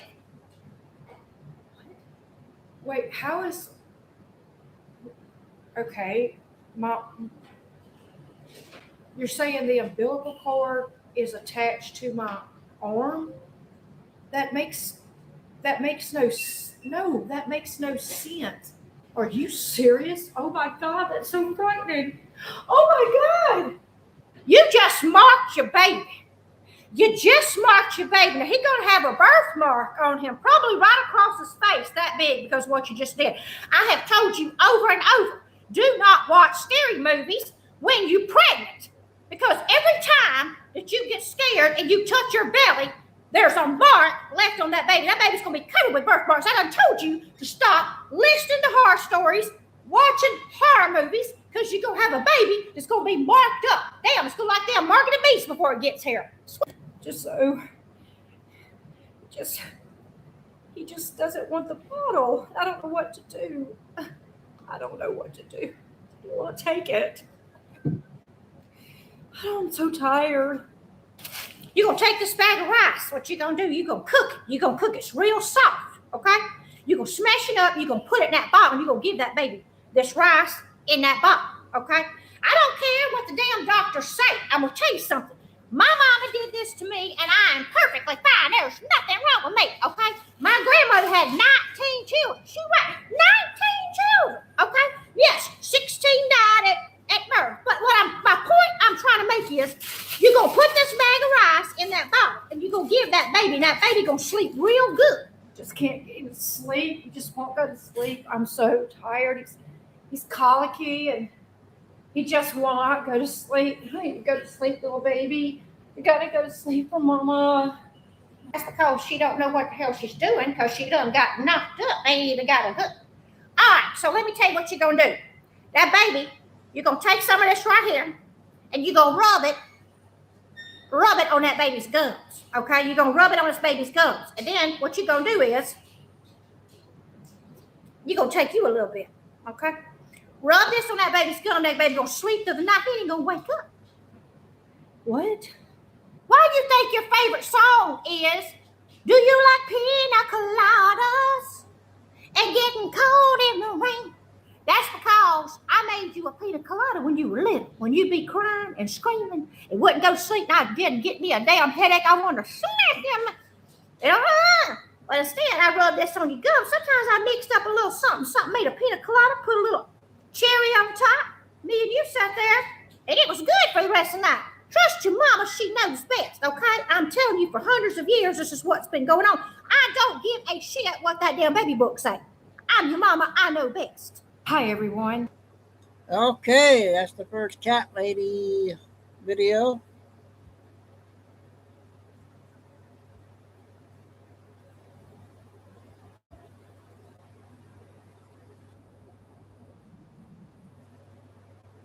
Yeah, we haven't listened to her in a while. Antichrist videos, everybody talking about the Antichrist and trying to say it's Trump there's so much out there. And I just really wish everybody would wake up that I have said this a gazillion times, that everything is a lie. Everything is a lie. The Antichrist is a lie. Religion is a lie. Hell is a lie. End times is a lie. The Antichrist, the rapture, mark of the beast. Everybody is deceived on what the true meaning of all of those is what it is. I wrote a book, Mark of the Beast. I also wrote a book, which if you want to get them, the link is in my bio on my main page. The true name of the Messiah and the Father. Christians are so deceived, and I hate seeing it because their heart is with the Messiah or the Creator. They're true in their heart, but I just really wish that they were true to the truth. And it would just make things so much different, so much better. It really would. If they were calling on the Messiah on his true name, Yahshua HaMashiach, or the Creator, Yahweh, Elohim, if they were speaking to them in their true name, everything, they really need to get an original Bible and have it translated. And you can't just get any translator. It's got to be a translator that translates Hebrew. There are people out there that, speak specifically on that subject. I encourage all Christians, if they can't get an original Bible, to watch videos of people that speak on religion or, speak about Yahshua. I really, really do. I encourage them to watch numerous videos and learn the truth. Seriously. Hell is a lie. Antichrist is a lie.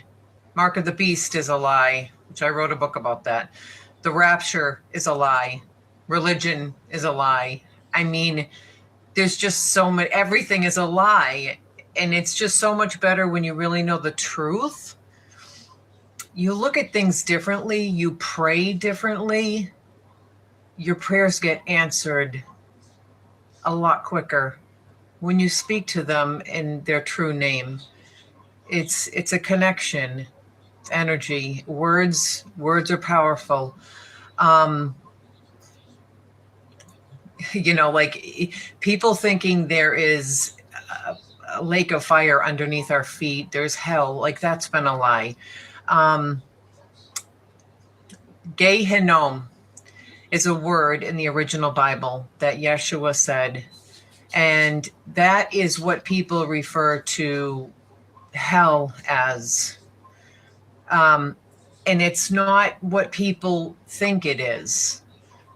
What he was talking about is a valley that's south of Jerusalem that if you treat people bad is going to come back to you. He was preaching in synagogues and preaching on the streets about having people follow the original Bible, which is God's Bible, trying to teach these people to live right, love, be there for people. All good. Our God, what you call God or what you call Jesus Christ, they're not about evil and fear. And that's all religion has seemed to have done, is put people in absolute fear that if they make one wrong move, it's all about control. One wrong move, they're going to hell. And they live their whole lives thinking, oh gosh, I made that one little mistake and I hope he forgives me, because what if he doesn't forgive me? I'm going to be burning in a lake of fire. Not true. It's not true. People really need to just get an original Bible. They really do, and have it translated. It would teach these Christians so much, which of course, Yahshua, Jesus, was a Jew. He wasn't a Christian, but that's neither here nor there. But I really wish people would get an original Bible. I encourage, especially Christians, to do that. And why do we have all these religions? If you haven't caught on to that by now, you got to start waking up. There's one creator, there's one Messiah.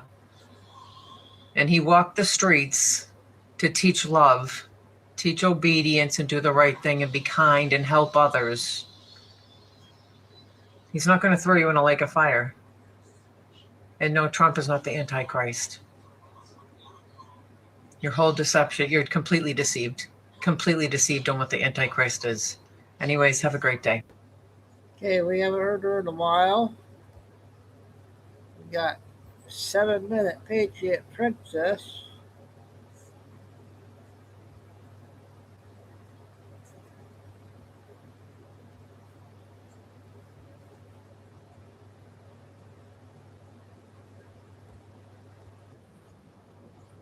Well, hopefully she'll raise your voice a bit. Catholic vote. That's like 70 million people, right? But think about it. There's a lot going on behind the scenes in the Vatican and with our military. President Trump knows something we don't. Not Let's many in take a look chat behind today. the scenes of the Vatican, of the things we can see and that we do know. Why did Mother Teresa hang out with Robert Maxwell, Ghislaine Maxwell's father?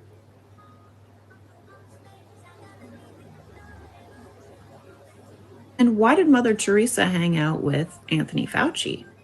That's all I can get it. Why did Mother Teresa work with the Clinton Foundation, setting up orphanages for children? I would really love some positive proof that Mother Teresa and the Vatican have helped all these children.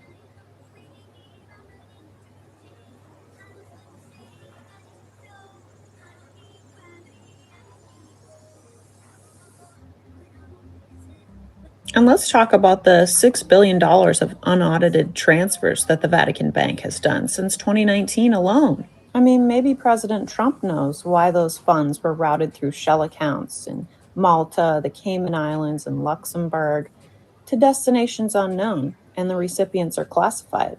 I mean, shouldn't we be asking why the Vatican hosted Epstein's financial advisor 3 times between the year of 2011 and 2014?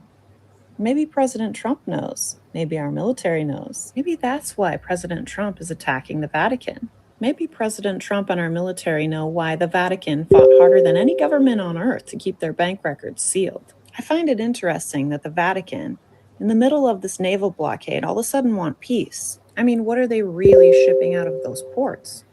What is really on those container ships? What if it's adrenochrome? What if it's children? What if it's organs and body parts for the elite? What if it's live art, like Hillary Clinton was talking about shipping on her container ships? I mean, let's be real. Let's get down to brass tacks here. It's always about the money, right? Q Post 140. Wealth buys power. Power buys more wealth and control. And more wealth and control buys countries and its people. And could it be, like I keep saying, that there is a 3-city-state empire running the world? Washington, D.C. being the military arm, Bank of England, processing and controlling world currencies and all the money of the world, and the Vatican, controlling the religious arm and the charities and the missions. That is the 3-city-state empire. And don't you find it interesting that those locations are sovereign territories? They don't abide by the same laws and the same government and the same military as Italy or the United States or England. I mean, that's pretty convenient for them. But I'm sure President Trump is aware of all this. Maybe that's why he's attacking the Vatican publicly. I find it interesting that the nickname for the Vatican Bank is the Black Hole.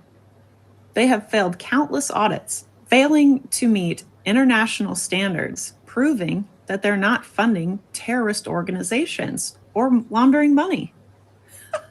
Are you kidding me? So could it be that the Vatican is funding the mafia? Maybe this is why President Trump is attacking the Vatican publicly. Could be. I mean, it's adding up to me to look like the Vatican is a business. They don't want the blockade lifted before the audits start. Let's get real. This is about the money. Because when the strait closes, the oil stops. When the oil stops, the petrodollar bleeds. When the petrodollar bleeds, every institute that launders money through it gets exposed. And this includes the one in Rome, the sovereign territory of the Vatican, part of the three-city-state empire. Trump didn't attack the Pope out of anger or because he's not a Christian. Trump attacked the Pope because the Pope attacked first. The Vatican is panicking, and the Pope is showing their cards. He's disguising it as a peace deal. Oh, we just want peace. We're so religious. We just want peace, no war. Get real, bro. You fund the mafia. Show us your books. This isn't faith. This is an operation. Show us your books and show us what's under the Vatican. Where are the children? Where's all the gold? Show us what they're really shipping out of the Hormuz Strait. Show us what's on the shipping containers. Show us what was really on those shipping containers in the Suez Canal. Show us what's being shipped out of the ports. If you have nothing to hide, show us. This is exactly why Jesus Christ went against the establishment. He called them out to their face, and he flipped the money tables. This is biblical. Jesus Christ was grassroots and for the people. Religion killed Jesus Christ. The establishment killed Jesus Christ. Look at the Bible verse President Trump is reading tomorrow.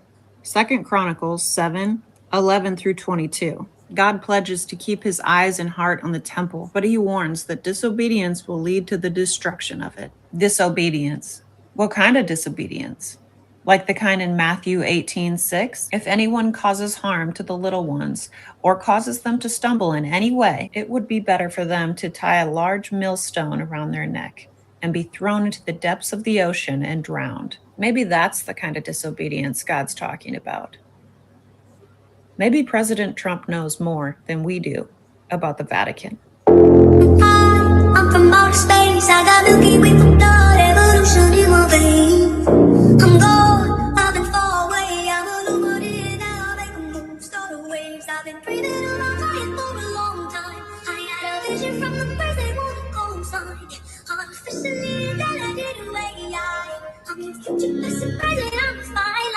Yeah, I'm a missing of this illusion. I am not really about an intrusion. I don't still see, I just flow. I don't need gravity, I just need roll. When I move, it's in a rumble. I don't ever fall, never stumble. And I don't need to be humble. Break down walls like Jericho. When I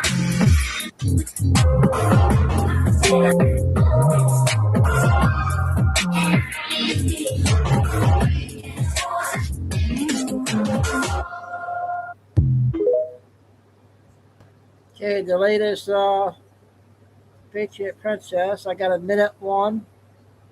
A short clip here.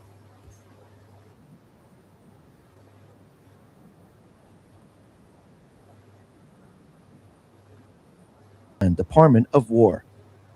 Locked in, picture of Trump pointing at you. Good morning. Trust the plan. The White House. To those negatively chirping, quiet. It will all work out well in the end. It always does. The White House, once again, trust in Trump. Just sit back and relax. It will all work out well in the end. It always does. President DJT. Awaken Outlaw responded and said exactly my sentiment, because doing so makes the most logical sense. Or you can freak out and fly off the handle at every twist and turn, making yourself and everyone around you miserable in the interim. Choose wisely. Absolutely. And again, Trump plans everything out. He likes leverage. He likes strength. He likes having that over the enemy. Why would he give everything up now to arrest a couple of people when the system still exists? You bring down the system. When they don't have their system anymore, they're weak. And this is what Trump is doing. Okay. Short X2 report.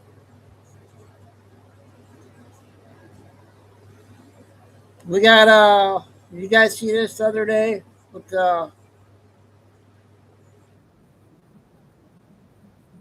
what's your name here? You came out in support of a trading ban for members of Congress, and I have introduced legislation to do exactly that. You explained the need for a ban on our trading stock by saying, quote, you look at some of these eye-popping returns, every hedge fund would be jealous of them. And that, quote, if any private citizen traded that way, the SEC would be knocking on their door. Those are strong words from someone who used to run a hedge fund. Last month, President Trump's latest financial disclosures came out, and they show that he made more than 3,400 stock trades worth more than $250 million in just the first 3 months of 2026.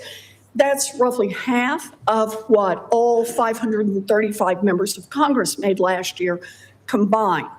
And the value of virtually every one of those stocks that the president traded in is directly affected by President Trump's official actions. So, Secretary Bessent, you and I agree that it is a conflict of interest for members of Congress to trade stocks.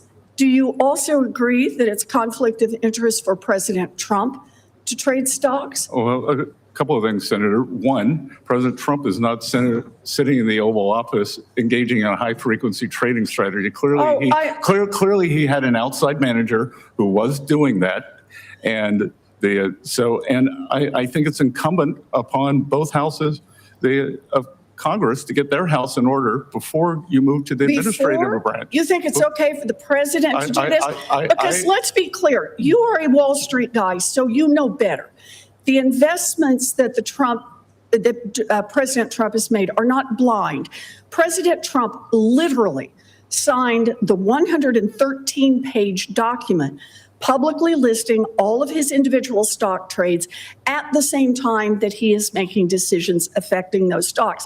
So you're going to sit here with straight face and say it's not a conflict of interest for the President of the United States to do that? I'm going to say this body needs to get its house in order first. How about we get the White House in order at the same time? I would encourage you to do that.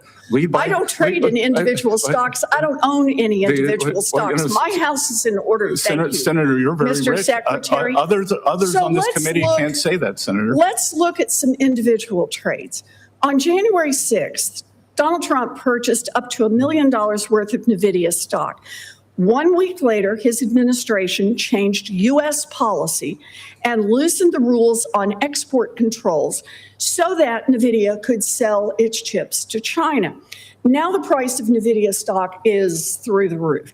So, Secretary Bessent, you said last year, if any private citizen traded the way members of Congress do, quote, the SEC would be knocking on their door. So my question is, should the SEC be knocking on President Trump's door to start an investigation over this trade? Again, if this body wants to ban individual stock trading, which I would advocate for yourselves, start there. And if you want legislative action to continue, that's your prerogative. So it's our prerogative. So you would support our saying that President Trump should be investigated over this? I would support our trade should be investigated and President Trump should be investigated. I would support you getting your house in order, Senator. And how about the White House getting its house in order? Would you support that investigation? Please lead by example. I would like to see the President of the United States lead by example. You say there should be an investigation when that kind of activity takes place. How about we start with the White House? Well, you create statute. The President Trump bought tens of thousands of dollars worth of stock in Robinhood and the Bank of New York Mellon Corporation, known as BNY. On April 6th, your Treasury Department announced it had chosen the financial agent to implement the new Trump accounts program, BNY and its partner, Robinhood. Both stocks, of course, have risen since then. So, Secretary Bessent, let me ask you a different question. If these stock purchases that Trump made were made using inside information, would that be illegal? Again, I'm not a lawyer. I'm not going to speak to that. And I think, would it be worth investigating? You don't have to be a lawyer. You're the one who said what should be investigated. Why don't we investigate many people on this committee, Senator? Many people. And you don't think the White House should have to follow the same set of rules that are already the law? I think you should get your house in order here. My house is in order. Thank you, Mr. Secretary. And you should have your fellow committee members, mostly on your side of the aisle, do the same. We need stronger anti-corruption rules and conflict of interest rules in Washington for everyone. And that includes the president and it includes Congress. And instead of draining the swamp, what Donald Trump is doing is he is enriching himself by taking advantage of his position. That is not public service. He's the one who should lead by example. Oh, more garbage. Okay, I got a 10-minute one, you guys. Not sure what this is about. Oh. Get it or not. I can't play it. It doesn't look like it. Well, we'll play this one. The United States. The internet suddenly goes down across the entire country. In the beginning, people are confused because no one knows what is causing the outage. A short time later, engineers discover that important internet cables located deep under the ocean have been severely damaged. These cables are used to carry data between America and the rest of the world. Soon, communication services begin to fail. Phone networks become unreliable, mobile apps stop responding, and people cannot watch videos online. Offices lose access to the internet, and gamers are kicked out of their online matches. Many essential services stop working. Social media platforms go offline, online shopping becomes impossible, and banking websites cannot be reached. People are unable to transfer money or check their balances. Digital payment systems fail, and many stores can only accept cash. The disruption also affects major institutions. Stock trading is suspended, and government departments return to paper-based work. Some offices even start using fax machines again to share information. On June... Hey, Simpson video. Yeah. What is that?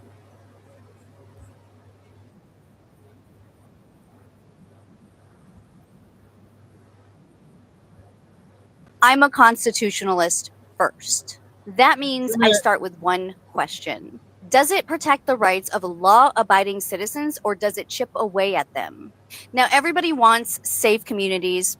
I do too. I support law enforcement having the tools they need to investigate crimes, catch criminals, and keep dangerous people off of the streets. But there's a difference between investigating a suspect and monitoring everyone.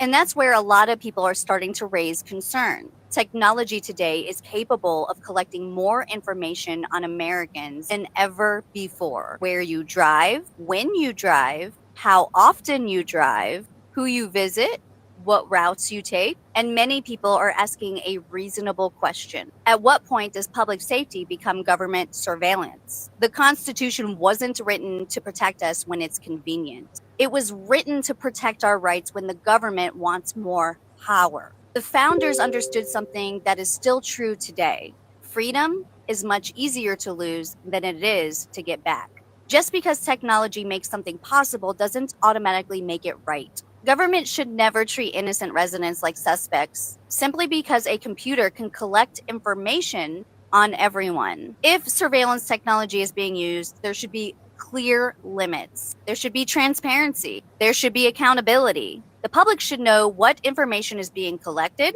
how long it's being stored, who has access to it, and what safeguards exist to prevent abuse. And there should never be a situation where government agencies can quietly expand surveillance without the knowledge and consent of the people they serve. Public safety matters, but constitutional rights matter too. We don't have to choose one or the other. We can support law enforcement while also demanding transparency, accountability, and protections for the privacy of law-abiding citizens. Because once government gains power, it rarely gives it back. And that's exactly why these conversations matter. As for me, I'll always start with the Constitution, individual liberty, and the rights of the people. And on that principle, I'm not backing down. Okay, that was a good one. The new lady I found. We got a 9-minute Benny Johnson.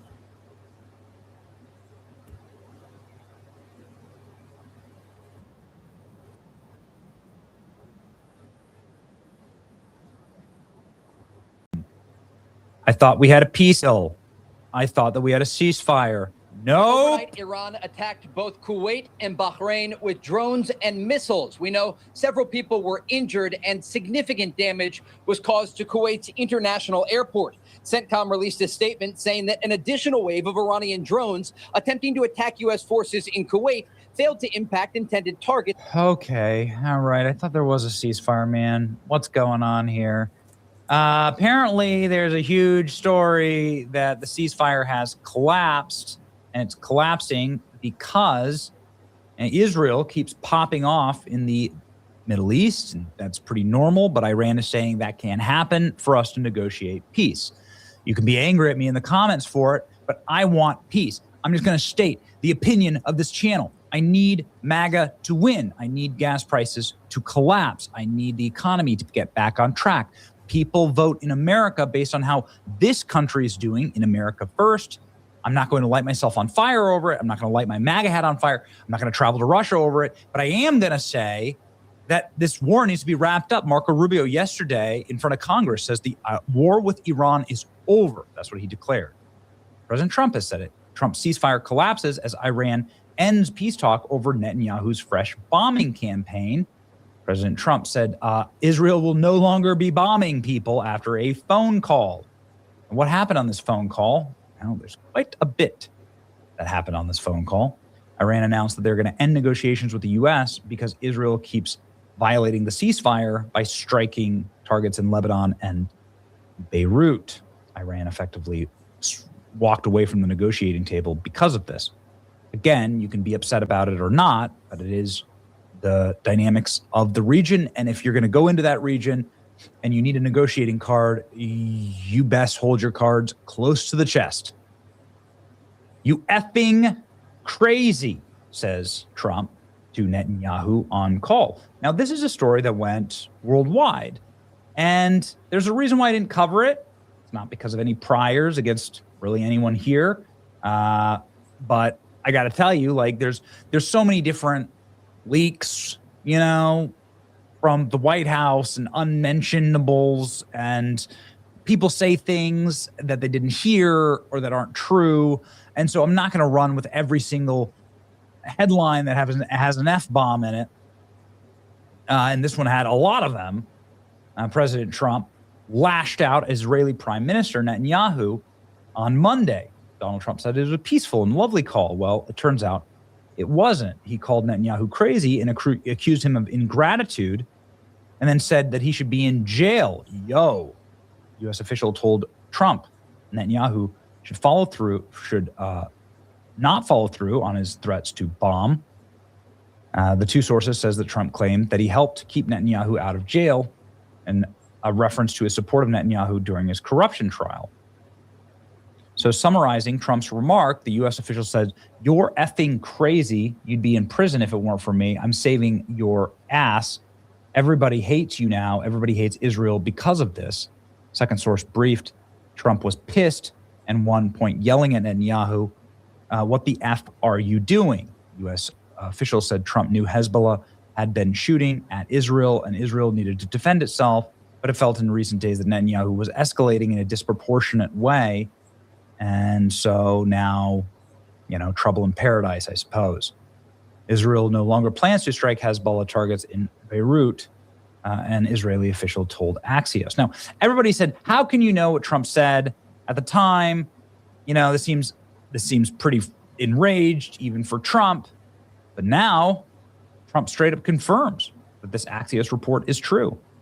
And I ain't calling anybody a liar, and I've certainly popped off on Benjamin Netanyahu on this channel because there's credible reports that he lied to Trump, and he lied Trump into this war. I'm not saying Trump's an idiot.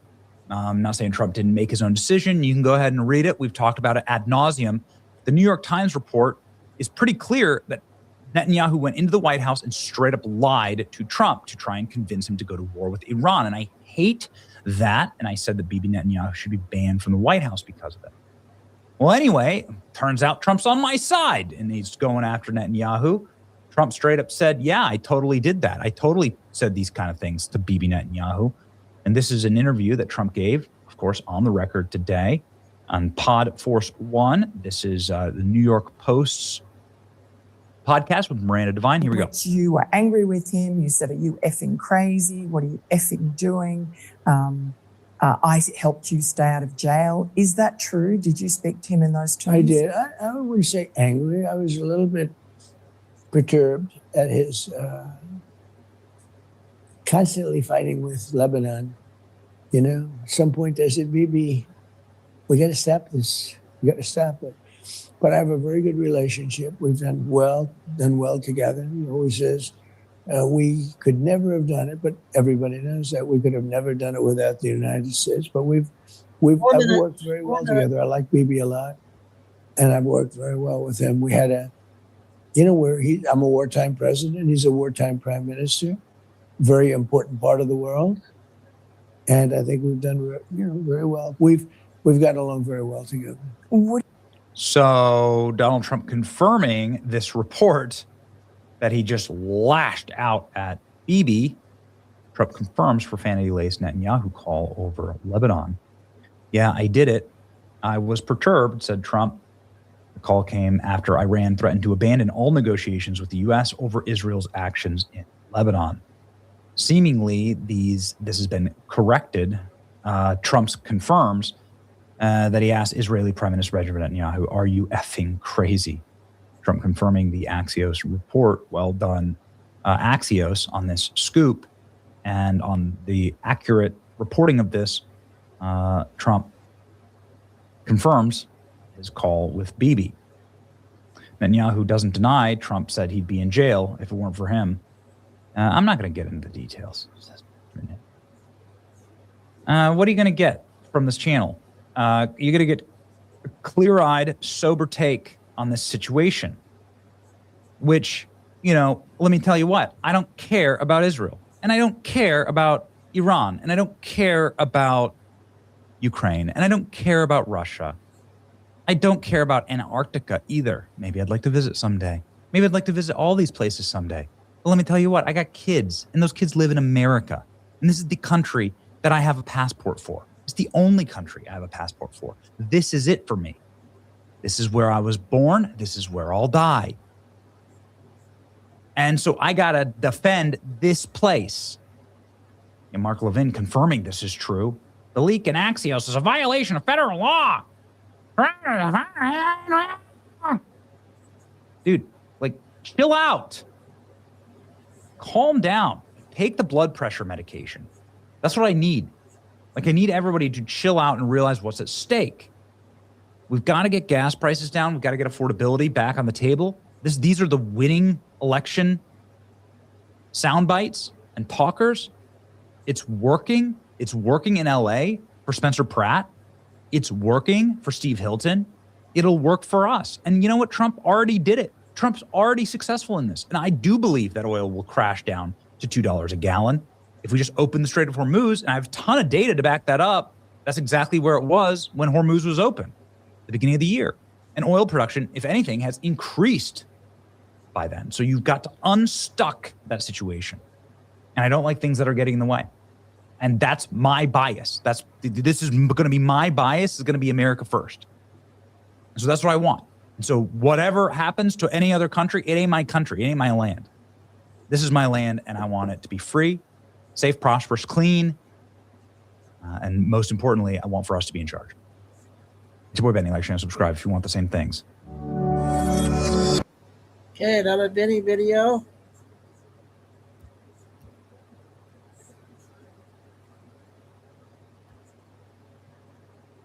All right.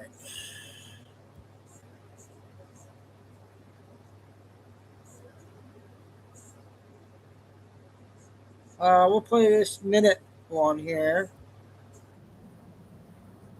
Oh, wait, please. Yeah, we played that one already.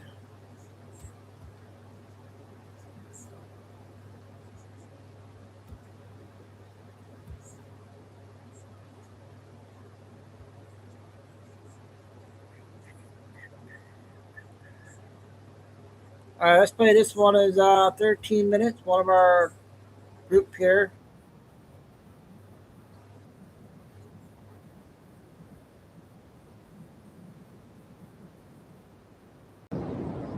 because we are on an economic plan. As far as economics is concerned, we have certain things that aren't that far apart. And a few days earlier, Treasury Secretary Scott Bessent said this. For the past 25 years, we had this kind of slavish devotion to free markets and things would recalibrate automatically, and they didn't. Okay, Trump agreeing with Bernie Sanders and his Treasury Secretary dissing free markets.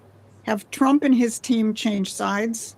No, they haven't changed sides. They've changed systems.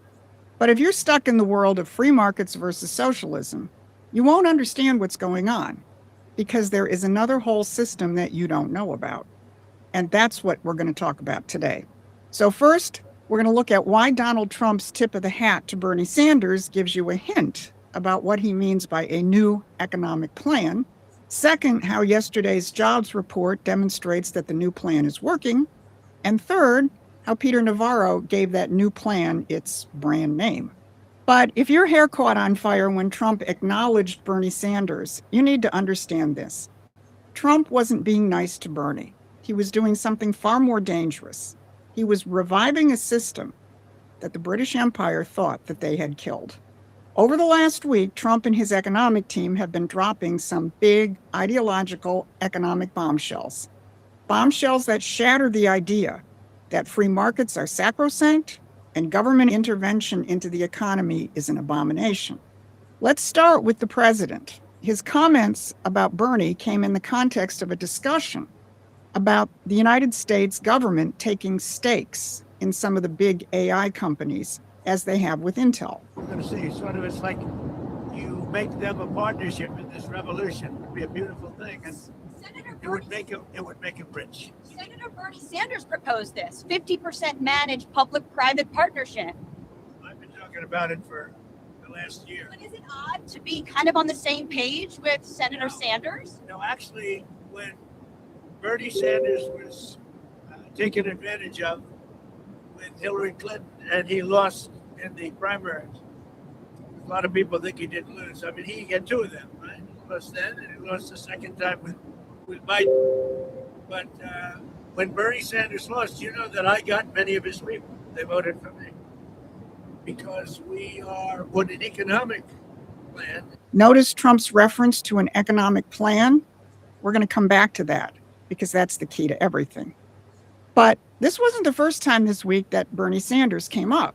Scott Bessent, in his interview with Orrin Cass, made the same point, that a lot of people who voted for Bernie Sanders came over and voted for Trump because they saw that the markets had failed. And then Bessent described what happens to people who are at the mercy of a system that is rigged against them and fails. They've lost hope. And it feels like more and more people want to economically play the lottery.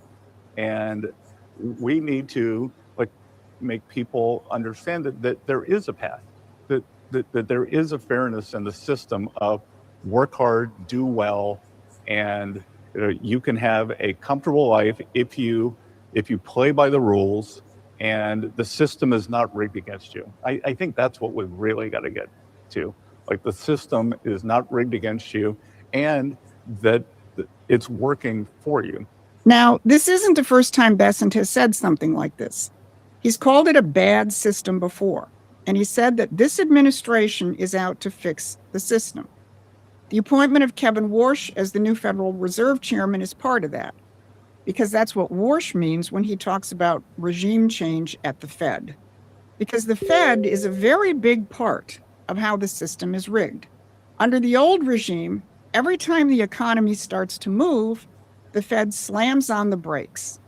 Now, President Trump took that on himself in his presser on Air Force One yesterday. And you don't have to have inflation by having growth. And we have great growth, and that doesn't mean inflation. In fact, it can be anti-inflation growth. So I hope the market starts to learn that when you have good numbers, the market should go up, not down. So there's Donald Trump schooling the markets.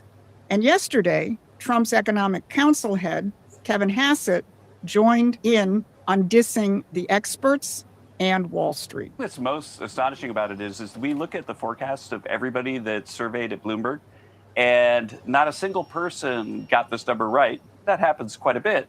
But the error from the top person to this number was about 50,000 jobs.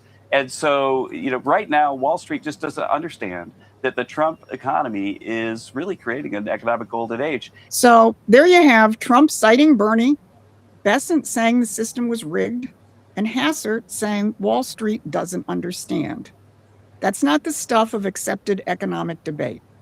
But accepted economic debate and doctrine is how we almost lost our economic and political sovereignty. Donald Trump is operating off of a new set of rules, and Promethean Action understands those rules better than anyone because we've been studying them and fighting for them for 50 years.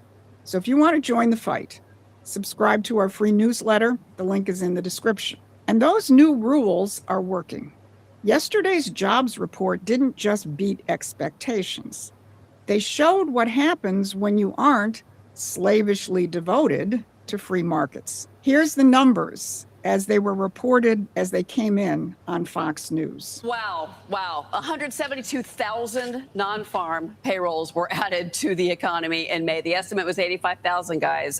There you go. 4.3% is the unemployment rate. Private sector jobs coming in better than expected, 120,000. We were looking for 85,000. Labor force participation rate, 61.8%. It is all about these big numbers that we're seeing. Factory jobs, 7,000. That's actually also better than expected. So here's what happened. The expert forecast was for 105,000 jobs. The number came in at 172,000. The experts missed by 64%. And remember how Joe Biden's numbers always got revised downward after the fact and you never noticed? Well, Trump's numbers are getting revised up. March's numbers went up by 29,000, more than previously reported, and April by 64,000. Now, let's go back to that increased factory job figure of 7,000. It's positive, but it's not a lot yet.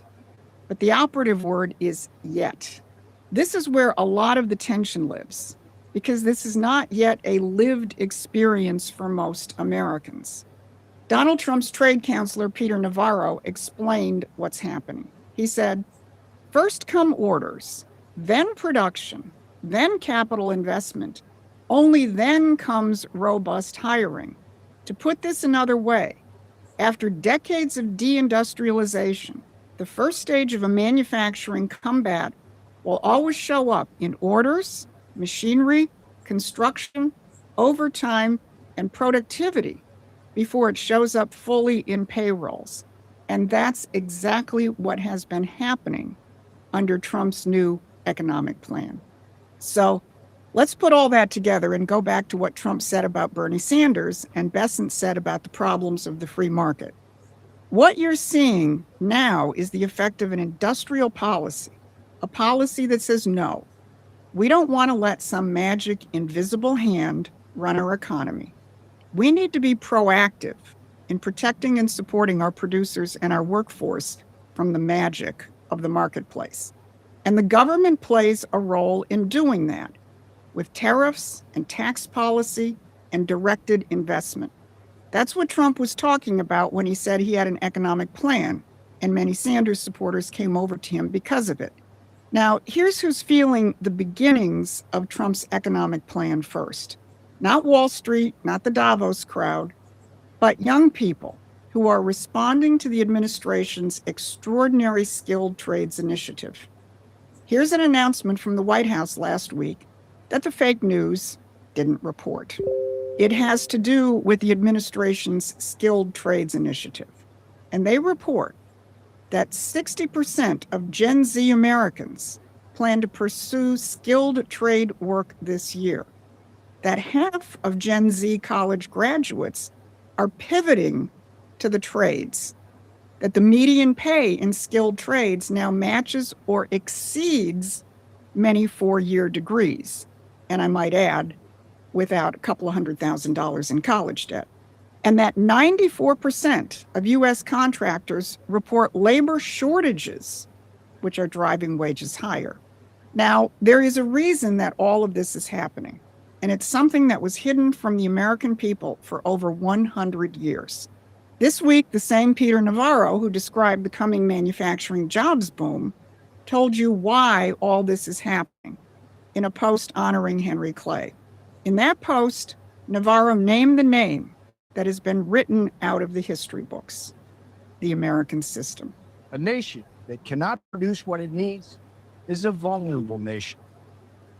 So Henry Clay asked a simple question, one that still echoes today. Does this policy make America stronger? Henry Clay's answer was the American system.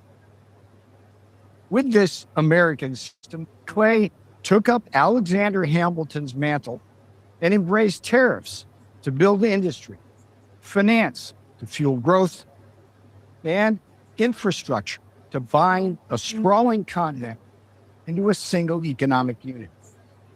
These policies turned the United States from a small infant country into the world's most powerful economy. But over the decades, Washington drifted. We outsourced our strength and called it progress. We forgot the lessons that our country, that Henry Clay, had learned right from the start. Because to Henry Clay, the principle was simple. A nation that cannot make what it needs will not remain sovereign. That is what they don't want you to know about.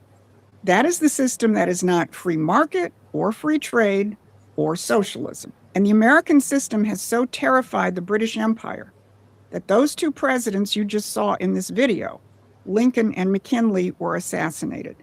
Donald Trump stands in that line, which is why he has been the target of multiple assassination attempts. Because the empire knows that the only way they can stop the United States is if they keep the American system hidden from you and keep you in the box they have created, choosing between two varieties of the British system, free markets or socialism. Well, this administration is telling you to get out of that box. The president is saying it, his Treasury Secretary is saying it, his whole team is saying it, and the numbers are proving that the real economy works outside of that box. Understanding that and bringing that new reality into the political debate is the key to winning the midterms. Promethean Action will give you the tools to do that. So become a paying member or a contributor and discover how to use the system that the empire has tried to bury. This has been your Saturday Wrap.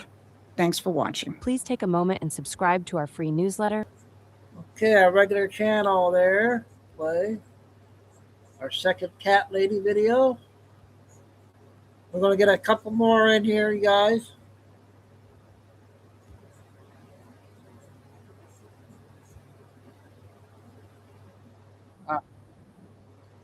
Dang it, Lord.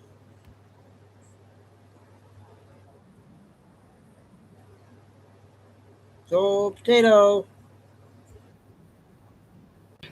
President Biden, I know you'll never see this, but I hope that one day soon you do.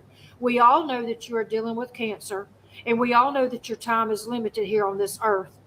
You have one chance to do the right thing, and I am begging you as an American citizen to do the right thing.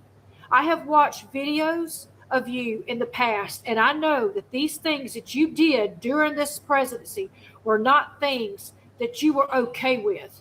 We all know that you were taken advantage of. We all know what happened with Kamala. We all know that you were just a puppet. Get your revenge before you pass away. Make this right. Do the right thing. Come out in the public and state what happened and what they did to you. We all know this is not what you intended this party to look like. It is beyond radical, and they are going to destroy this country. You have grandchildren to worry about, and even your own son, Hunter, is coming out and saying things and literally starting to sound like one of us lately. Please, we are begging you, come out and watch. When you do, watch how quickly all of a sudden the Democrats are going to come out and say that you are senile, that you have mental issues, that you are incognito. Remember how they defended you the whole time? Come out against them and watch how quickly that goes away. They are a party of snakes that use people to get what they want. And the second that they're done with them, that they're not getting what they need out of them, they toss them to the side. Ask Eric Swalwell. Graham Plattner is their new boy toy right now. And when they get what they need out of him, they're going to be done with him too.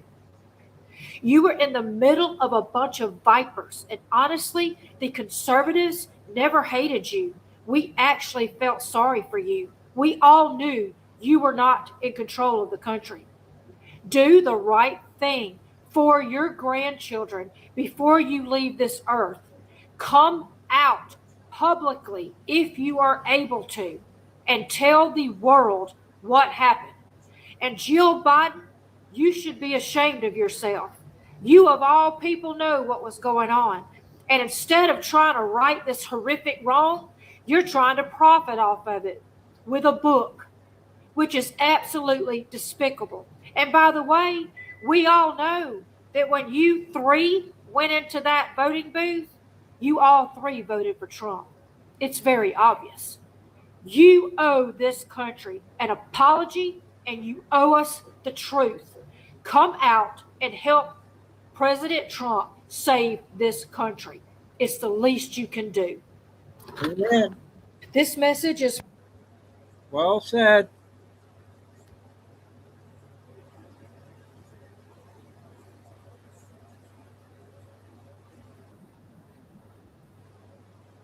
And we're going to play her 2 videos. So-called spaceship / comet that's allegedly heading to Earth. Today. Freya Atlas will be closest to Earth on December the 19th, 2025. Now, if you've watched my previous videos about how Jesus was conceived during Hanukkah and how this is a really high watch date for Christians, I find the timing perfect. We all know Satan knows the Bible. He also knows the rapture of the church is coming. He knows this, and he's put it in so many things, just like movies and even the Illuminati card game. And with just this card, we see what his plan is going to be. They're going to try to explain away all the disappearances with aliens. This has been the plan all along. We need some outside universal threat to make us recognize this common bound. I occasionally think how quickly our differences worldwide would vanish if we were facing an alien threat from outside this world. We know the Antichrist is going to bring on a peace plan. He's going to come in riding on a white horse, looking like he is a good guy. They told us in December of 2020 that there's a galactic federation of extraterrestrials and that they are waiting for humans to be ready before revealing themselves. In June 2024, Representative Eric Burleson told us that the president has been doing this as a leaked photo of 3. Okay, one more with her. I got the last one will be a guy on YouTube.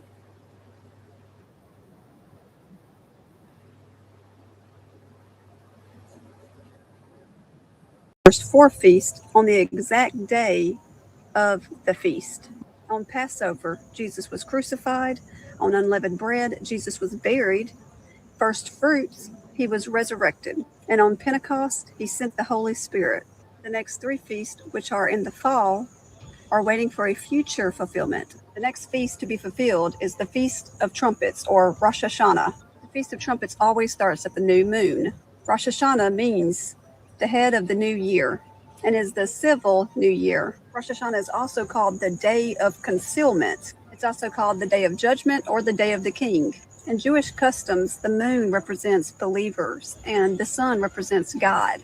The moon has no source of light on its own. Instead, its beautiful glow is a reflection of the sun's brilliance. See, the moon has no light by itself, so it receives the glory from the sun. And this is why Paul brings this up in Colossians chapter 2, verse 16. Therefore, let no one pass judgment on you in questions of food and drink, or with regard to a festival, or a new moon, or a Sabbath.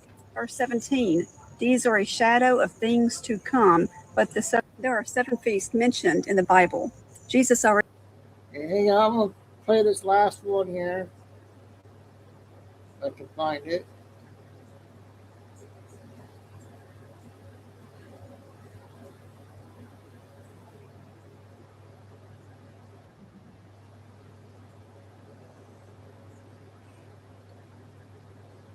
Darn it.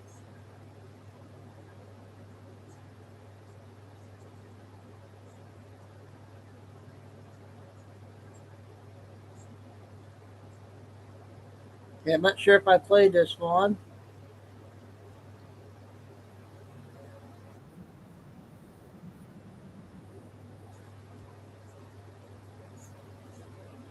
Yeah, we did do this one. Hang on, I got another one I'm gonna play. Let's play R&R.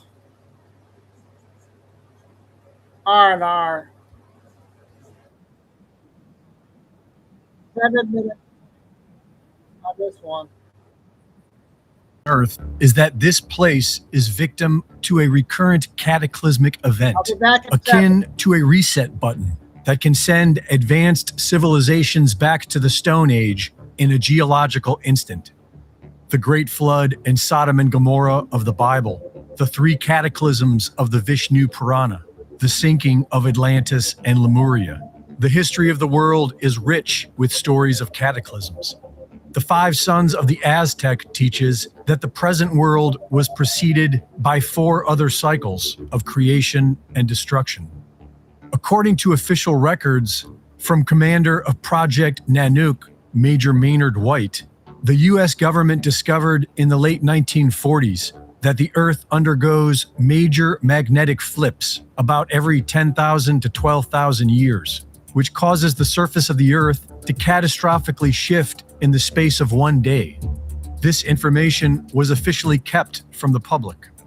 The mysterious Great Pyramid of Giza was built with dimensions that memorialize the golden ratio, pi, and the speed of light, and along with the Sphinx forms a working clock of the great year. The great year is the astronomical cycle of the equinoxes around the ecliptic, a cycle that repeats just about every 26,000 years, leading many to speculate that the cataclysm is a somewhat fixed event in this cycle of time. Many researchers believe that the Great Pyramid, along with several other ancient structures that memorialize the Great Year, were built to warn us about the recurrent cataclysm. Our sun has its own recurrent cycles, and in almost every cataclysm story throughout history, the sun plays a major role. Researchers have found 11, 88, 200, and 2,400 year cycles, which involve the oscillation between solar minimum and solar maximum. Solar maximum being when the sun exhibits the most sunspot and solar flare activity. Many researchers now believe that this cycle leads up to a recurrent nova of our own sun. Recurrent novas have been observed all over the night sky. The mainstream theory is that stars become congested with atmospheric material and eventually expel this material in an explosive outburst. And there is much evidence that our own sun experiences these recurrent novas, which likely is related to the solar flare and sunspot cycles. The latest research tells us that the sun is more electrical than it is nuclear fusion, and that it has an electromagnetic relationship with the Earth. This would suggest that the magnetic reversals of the Earth occurs when the sun novas. And so the big question is, when will that be? Douglas Vogt has been studying this subject for decades and predicts that a recurrent nova will next occur in 2046.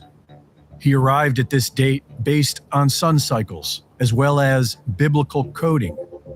The Mayan long count calendar began in 3113 BC and was marked by days, not years.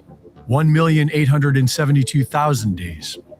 Nearly all sources brought the Mayan calendar to an end in 2012 by dividing the number of days by 365.24 days in the year.